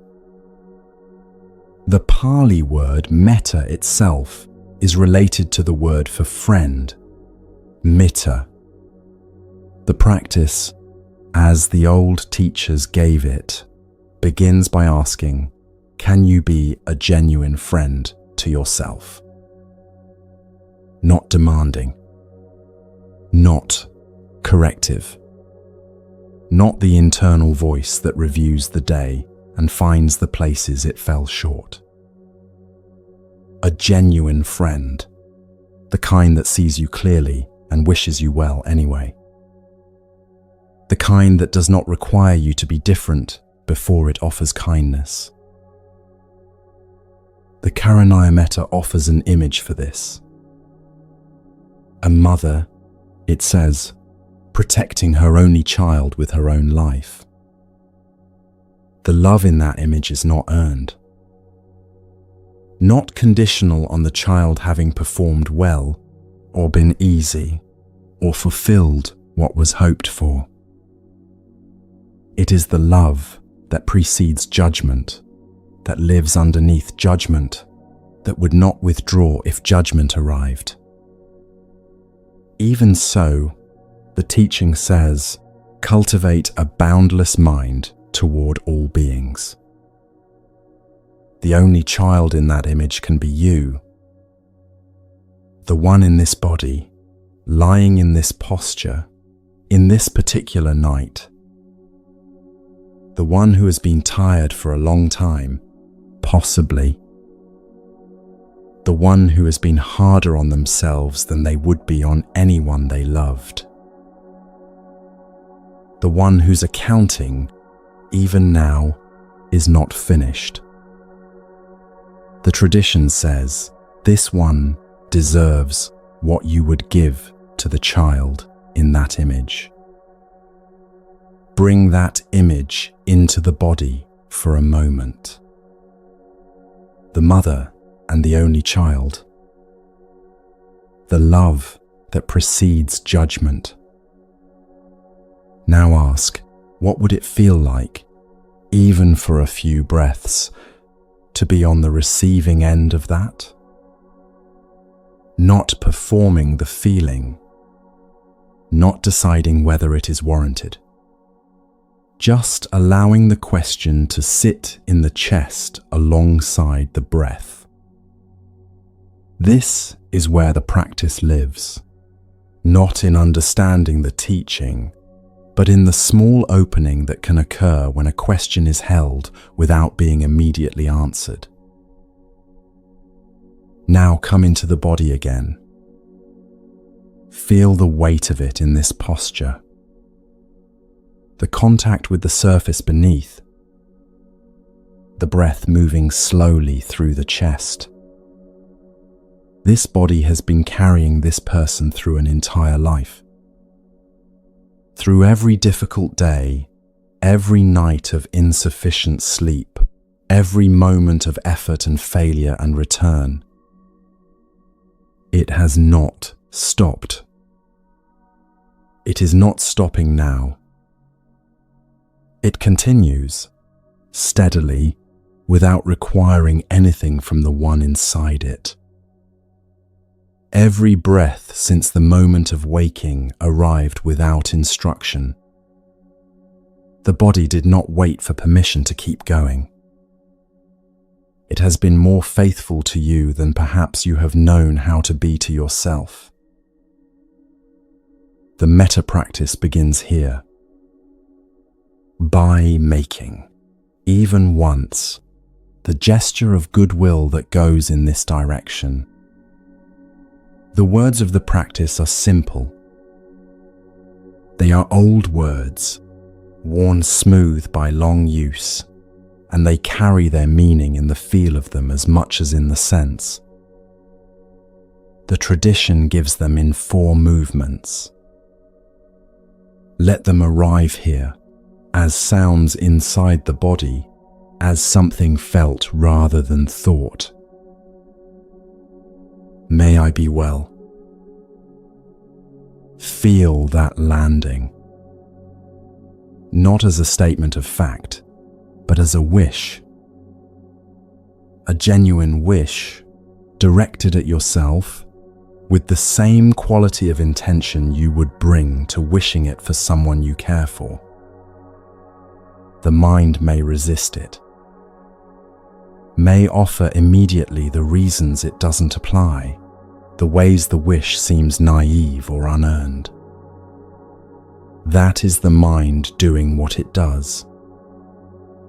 Let it be noted, and then return to the wish. The practice is not the absence of resistance, but the willingness to make the gesture again after the resistance speaks. May I be well. Again. To yourself. From yourself. Where in the body does that wish want to go? Follow it there. The chest, perhaps, the sternum area, the space behind the ribs. Perhaps the throat, or the belly, or some unnamed center of gravity that shifts when the attention turns inward with care rather than judgment. These locations are not symbolic. They are where the body actually registers the quality of how the attention is turned. When the attention is critical, the body registers it. When the attention carries the quality of genuine goodwill, the body registers that too. Differently. Noticeably differently. If the body is given a few breaths of stillness in which to feel the difference, may I be at peace. Peace lands in a different register of the body. Well is about the whole, the general state of a life, the broadness of health and functioning.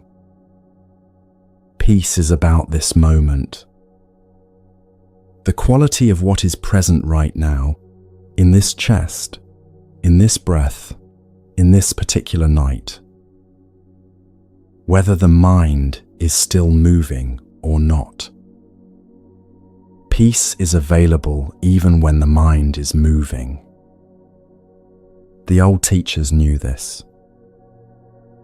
They would not have offered the wish if it were not sometimes accessible. Feel the body again as the wish settles into it. The weight of the shoulders.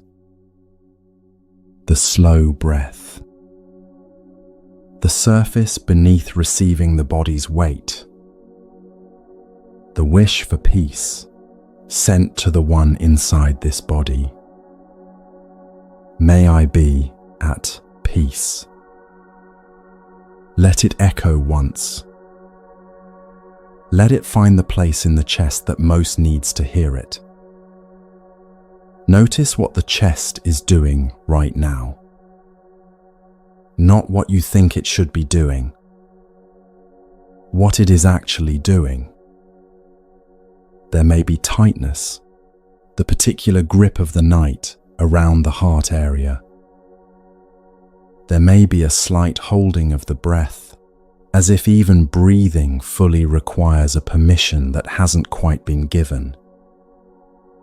Or there may already be, after the wishes, a fractional opening, something slightly less constricted than it was a minute ago. Whatever is there, it is the truth of what the body is carrying. Metta does not ask you to override it. It asks you to include it, to send the wish of peace directly into the tightness, if tightness is what is present. May I be free from suffering. This one has more weight to it. The word behind it, dukkha, carries more than pain in the clinical sense. It carries the particular ache of a life that keeps turning, of wanting things to be otherwise, of being unable to settle into what is actually present, because what is actually present does not feel like enough. That quality is very much present in a sleepless night. To say, may I be free from suffering, is to acknowledge that it is present and to extend goodwill toward the one who is bearing it. Not to demand it leave. Not to pretend it isn't there. To meet it with the quality of a genuine friend, one who sees clearly and wishes well anyway. May I be free from suffering. Feel the wish go toward the part of you that is most tired. The part that has been carrying something it didn't ask to carry. The part that is still awake right now, not entirely of its own choosing. May I be happy. Perhaps the strangest wish to say in a difficult night. Happiness can seem like a category error when the body is exhausted and the mind is still awake. But the tradition did not mean a performed happiness, or a happiness contingent on circumstances resolving. It meant sukha, an ease that is the opposite of dukkha, a quality of inner lightness, an openness to the possibility that this moment, even this one, could carry some small quality of ease. To wish yourself sukha is to remain open to that possibility, to not close against it entirely, to leave a door slightly ajar, even in the night, even when nothing is resolved. May I be happy. May this body, in this posture, be touched by ease. This is what permission means in the metta tradition. Permission is the decision to include yourself inside the circle of beings toward whom you direct goodwill. To stop exempting yourself from the care you would readily extend outward. To make the movement, perhaps for the first time tonight, of turning that quality of heart toward its own source. The old teachers observed that metta practiced consistently changes the texture of the mind. Not its content. The problems remain, the responsibilities remain, the questions remain unresolved. But the quality in which the mind holds these things shifts. From the tightness of self-judgment to something slightly more spacious. From the vigilance of the night's accounting to something that can rest inside the unresolved. The problems are still present after metta. The night is still the same length. What changes is the quality inside which awareness holds what it cannot yet set down, and that change is not nothing. Come back to the breath now. Feel the chest rise, the slow fall, the particular quality of the body in sihaseyya, settled, held, present. The mind that has been offered the 4 wishes and received them, or resisted them, or partially received them. All of this is the practice. What matters is not whether the heart opened completely on the first pass. What matters is that the gesture was made. A gesture repeated becomes a quality. The small movement of turning goodwill toward yourself, made once and again on the next difficult night, becomes, over time, the way the heart sits inside its own experience. Hear the 4 wishes again. This time not as instructions, but as something offered. As if they were being said to you by something that knows you entirely and finds nothing that makes them inapplicable. May you be well. May you be at peace. May you be free from suffering. May you be happy. Feel the body receiving these, not deciding whether they are deserved. just receiving them, the way the earth receives what falls on it, without deciding whether the rain was warranted. There is a specific quality that arises when metta reaches the self and is genuinely received. The old teachers described it in physical terms because that is where it lives. A kind of warmth in the chest, not heat, not emotion in the dramatic sense, but a quality of softening, as if something that had been held tightly begins, just slightly, to loosen its grip. The jaw relaxes a degree. The space around the heart feels fractionally larger. The breath, which has been shallow, finds a little more room. Not because the practice is working the way a technique works, but because something in the body responds to being turned toward, even once, with genuine goodwill. The same way a person responds to being seen kindly after a long time of not being seen that way at all. The old teachers also noted this, the heart that is genuinely included in the practice, that has received rather than only given, becomes a different kind of instrument for the outward extension of metta. When the goodwill has first been turned inward and received, even partially, what moves outward toward others carries the quality of something that has actually passed through the one sending it. Not a wish made from the outside of experience, but from inside it. From the ground of someone who knows what it is to need kindness and has allowed, once, to receive some. The night does not have to change. Sleep does not have to arrive. The mind does not have to quiet completely. None of these conditions are required for metta to be present. Metta is a quality of heart that can exist alongside exhaustion, alongside anxiety, alongside the unfinished thinking of an unsettled mind. It does not require good conditions. It is a response to conditions exactly as they are. You are not the exception.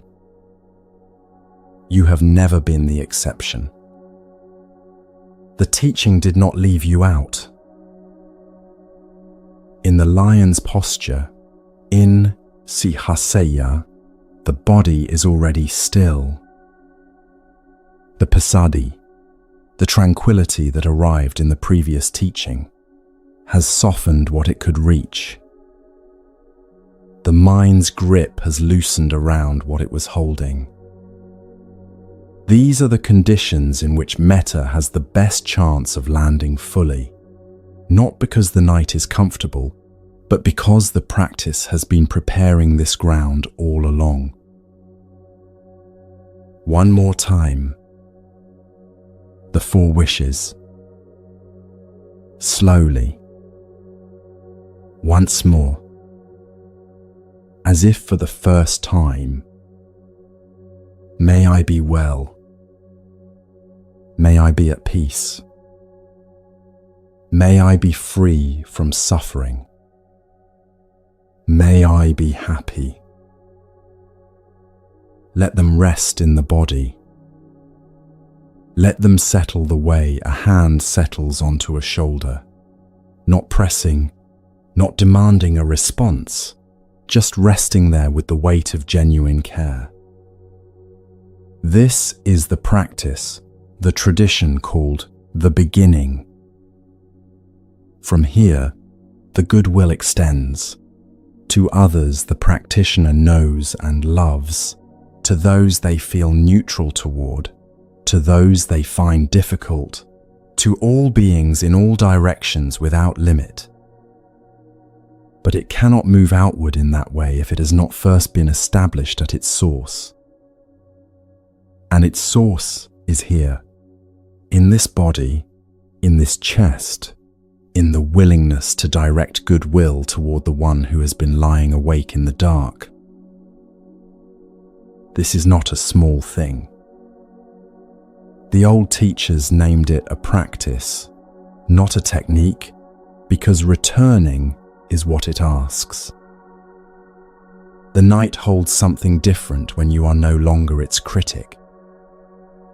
When the accounting pauses, even briefly, what the night holds is simply this: a person lying down in sihaseyya, accompanied, not alone inside the difficulty of the hour, accompanied by their own goodwill, which turns out, when genuinely offered, to be a different kind of company than the night usually provides.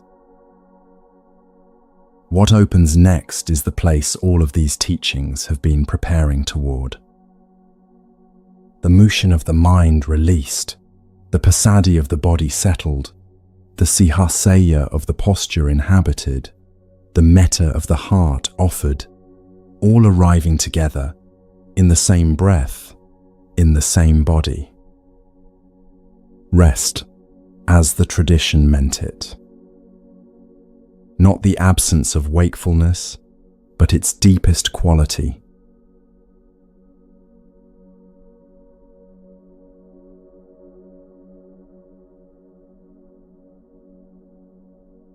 You are already here. The practice has not taken you somewhere else. It has brought you more fully into the body you were already lying in, the night you were already inside, the breath that was already moving without your instruction. You do not need to arrive. You are already at the destination the practice was moving toward. This body, this breath, this moment of being awake in the dark, this is where all of it lands. The warmth of the blanket against the skin, the weight of the body pressing into the mattress, the slight movement of the air with each breath. All of this is the teaching made physical. All of this is what the practice was pointing toward. The teaching does not ask you to change what is present. It asks only that you let what is present be fully received, without condition, without defense. Notice that the body feels different from the body that began this practice. Not different in its weight or its temperature, different in what it is holding now and what it has been willing to release. The muscles have changed their relationship with gravity. The chest has opened even slightly in the breathing that is happening on its own. Something that was gripping has loosened its grip without being instructed to loosen it. Notice this without trying to deepen it. The noticing itself is the practice. This is not a preparation for something else. This is the thing itself, arriving exactly here. The sky quality the earlier teaching pointed toward is perceptible now in a way it may not have been when you first lay down. The thoughts are still moving. The mind has not gone silent. But the space in which the thoughts arise feels wider than the thoughts themselves. You can sense the awareness that is holding the thoughts, and the awareness is not troubled by their presence. When Huang Po described the mind as sky, he was not offering a metaphor to think about. He was pointing at something that can be sensed directly, the quality of consciousness that remains unchanged no matter what arises within it. The sky does not resist the clouds. The sky does not invite the clouds either. The sky is simply larger than anything that moves through it. In this moment, notice whether the awareness holding your thoughts feels larger than the thoughts themselves. Whether the space in which the mind is moving feels wider than the mind's content. This is not something to create. It is something to notice.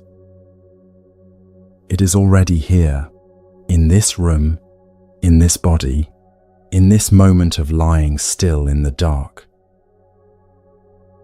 Mushin is the word the old teachers used for this quality. The mind without added holding, the awareness that receives without gripping, the sky that lets the clouds pass without becoming the clouds. The mind right now has that quality available to it. The practice has been moving toward this all along, removing the habits that were obscuring something that was always present. A thought arises. The sky receives it. A sensation moves through the body. The sky receives that too. Nothing needs to be pushed away. Nothing needs to be held onto. The sky is large enough for all of it, and the sky remains undisturbed by what passes through it. Feel the quality of that undisturbed openness right now. Feel it as a physical sensation in the chest, in the throat, in the space behind the eyes. The tradition taught for centuries that this openness is the ground of all practice, not a state to be achieved, but the base from which all achievement arises and to which it eventually returns. The openness that was always there, revealed simply by the act of stopping and lying still in the dark. The tranquility is here too. Feel it in the body first, in the way the shoulders have given up their argument with the pillow, in the way the legs have stopped preparing for movement, in the way the hands have uncurled from whatever they were holding. The old teachers called this passaddhi, body tranquility and mind tranquility arriving together, the way two rivers meet and become one body of water moving in the same direction. It was the fifth factor in the awakening chain, the factor the tradition described as something that deepens with practice and cannot be manufactured by effort alone. The body received it first tonight. The muscles gave way before the mind was willing to give way. The weight settled into the earth before the thoughts were ready to settle. And now the mind follows, the way a disturbed pool slowly clears when the hand that was stirring it has been stilled and left to rest. Feel the clearing happening in the chest right now. Feel it as a physical event, a gradual loosening of something that was held, a subtle opening in the middle of the body, a quality of settling that hovers at the threshold of sleep, luminous and quiet, neither grasping for the next thought nor turning away from what is present. Passaddhi is not something imported from outside. It is the body's own intelligence returning to itself when the interference stops. The practice created the conditions. The tranquility is arriving by itself, the way light arrives in a room when the shutters are opened. The earth is receiving the full weight of the body now. Feel this specifically. The points of contact between the body and the surface it is resting on, the way the earth pushes back with exactly the pressure needed to hold you. Not more than is needed, not less. exactly what the weight requires. This is the posture the tradition preserved in the Mahaparinibbana Sutta. The lion's posture, the right side resting, the mind present, the awareness clear. Sihaseyya, the resting posture of one who is fully awake. The tradition assigned this posture a specific quality. It was not the posture of unconsciousness or escape. It was the posture of a being who had set down everything that could be set down and was resting with full awareness in what remained. The earth beneath you is doing what earth has always done, receiving, holding, bearing the full weight without condition or qualification. It does not ask what you deserve before offering its support. It does not review the record of the day before receiving the body's weight. The earth receives the full weight completely, right now, without reservation.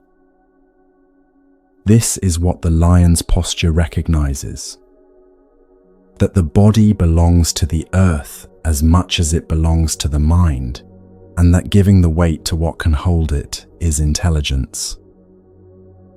It is the body returning to what has been holding it all along.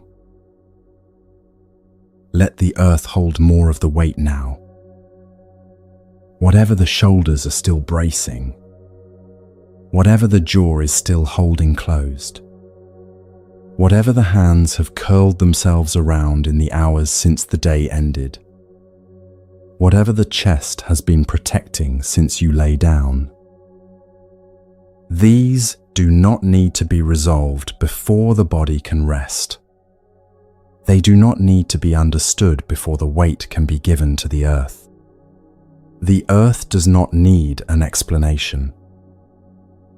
It needs only the weight itself, offered without condition. And in this offering, something that has been working very hard can finally stop working. The body does not need to hold itself up anymore. The earth is doing that. It has been doing that all along, without being asked, without tiring, without needing acknowledgement. Feel the warmth that is present in the chest now. This is the quality of the metta that moved through the practice. The goodwill the heart generates toward itself when the conditions allow it to do so freely. The Karaniya Metta Sutta described it as the quality a mother feels toward her only child. Not a sentiment to perform, not a feeling manufactured on demand, but a state of sustained warmth that does not require justification. That quality was directed toward you tonight, by the voice that offered the 4 wishes, and by the part of the heart that was able to receive them, even partially, even reluctantly. May I be well. May I be at peace. May I be free from suffering. May I be happy. Those words have moved through the chest. They have touched something there. And the warmth present now is not something brought in from outside. It was always here. The heart's own capacity for goodwill toward the one it has been hardest on, waiting for the moment when it was allowed to surface. The metta teachings were clear about this. The goodwill must begin with the self before it can extend anywhere else. The heart cannot offer to others what it has refused to itself. Tonight, it offered something to itself. That offering is still present in the chest, as warmth, as a subtle softening, as the quiet experience of being accompanied by the heart's own goodwill. The breath is not doing something different from what it has always done, but what surrounds it has changed. An hour ago, this breath was moving through a body that was braced against the night, through a chest that had not yet received its own goodwill, through a mind still placing itself between the body and the rest the body was asking for, through muscles that had not yet given the weight to what was already holding them. That body is still here. That mind is still here. But both have been touched by what moved through them in this practice.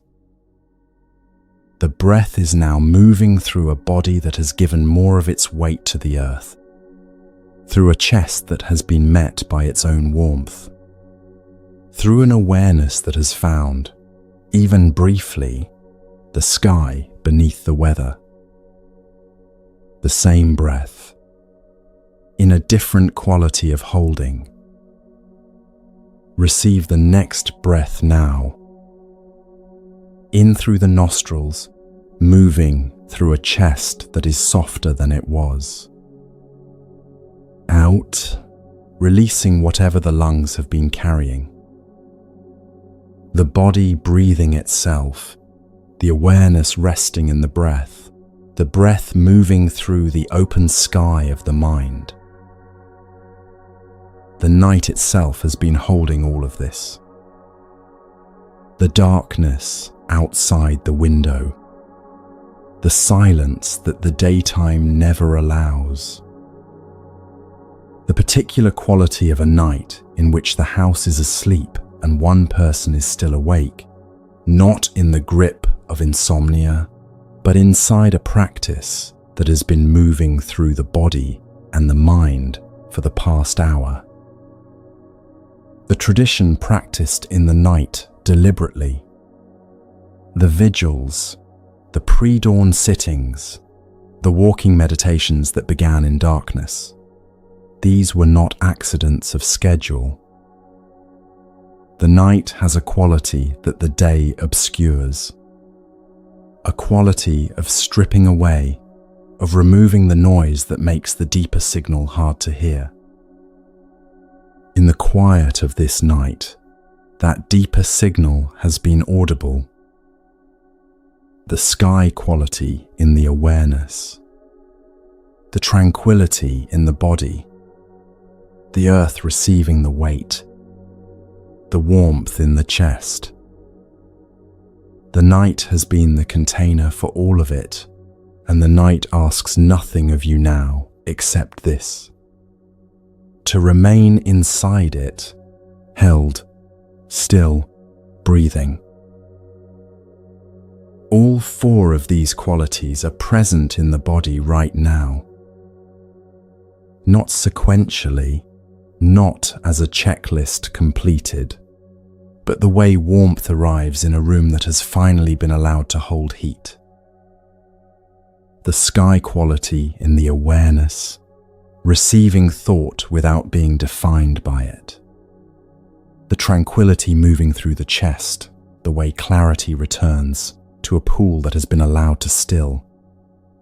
The lion's posture receiving the full weight of the body with the dignity, the tradition assigned to it. The heart accompanied by its own goodwill, quietly, without ceremony. Each one present in the body right now, in this moment. These are not four separate teachings that happen to be gathered here tonight. They are one quality, arriving from four directions at once, meeting in the body that is lying here, in this darkness, in this breath, in this exact moment. Rest in this now. Stay inside this quality. The breath moving through it. The body held by it. The awareness open within it. This is what the tradition was pointing toward when it preserved all of these teachings across centuries. not a philosophical position to be understood intellectually, but a lived quality to be entered directly through the body, through the breath, through the simple willingness to be here. The state in which awareness is fully present and the body is fully released, in which the heart is open and the mind is not gripping its own contents, in which the night is not a problem to be solved, but the container in which this resting is occurring. You are inside that container now. The practice has brought you here. What is needed now is simply to remain in this body, in this breath, in this quality of resting awareness for as long as the night allows.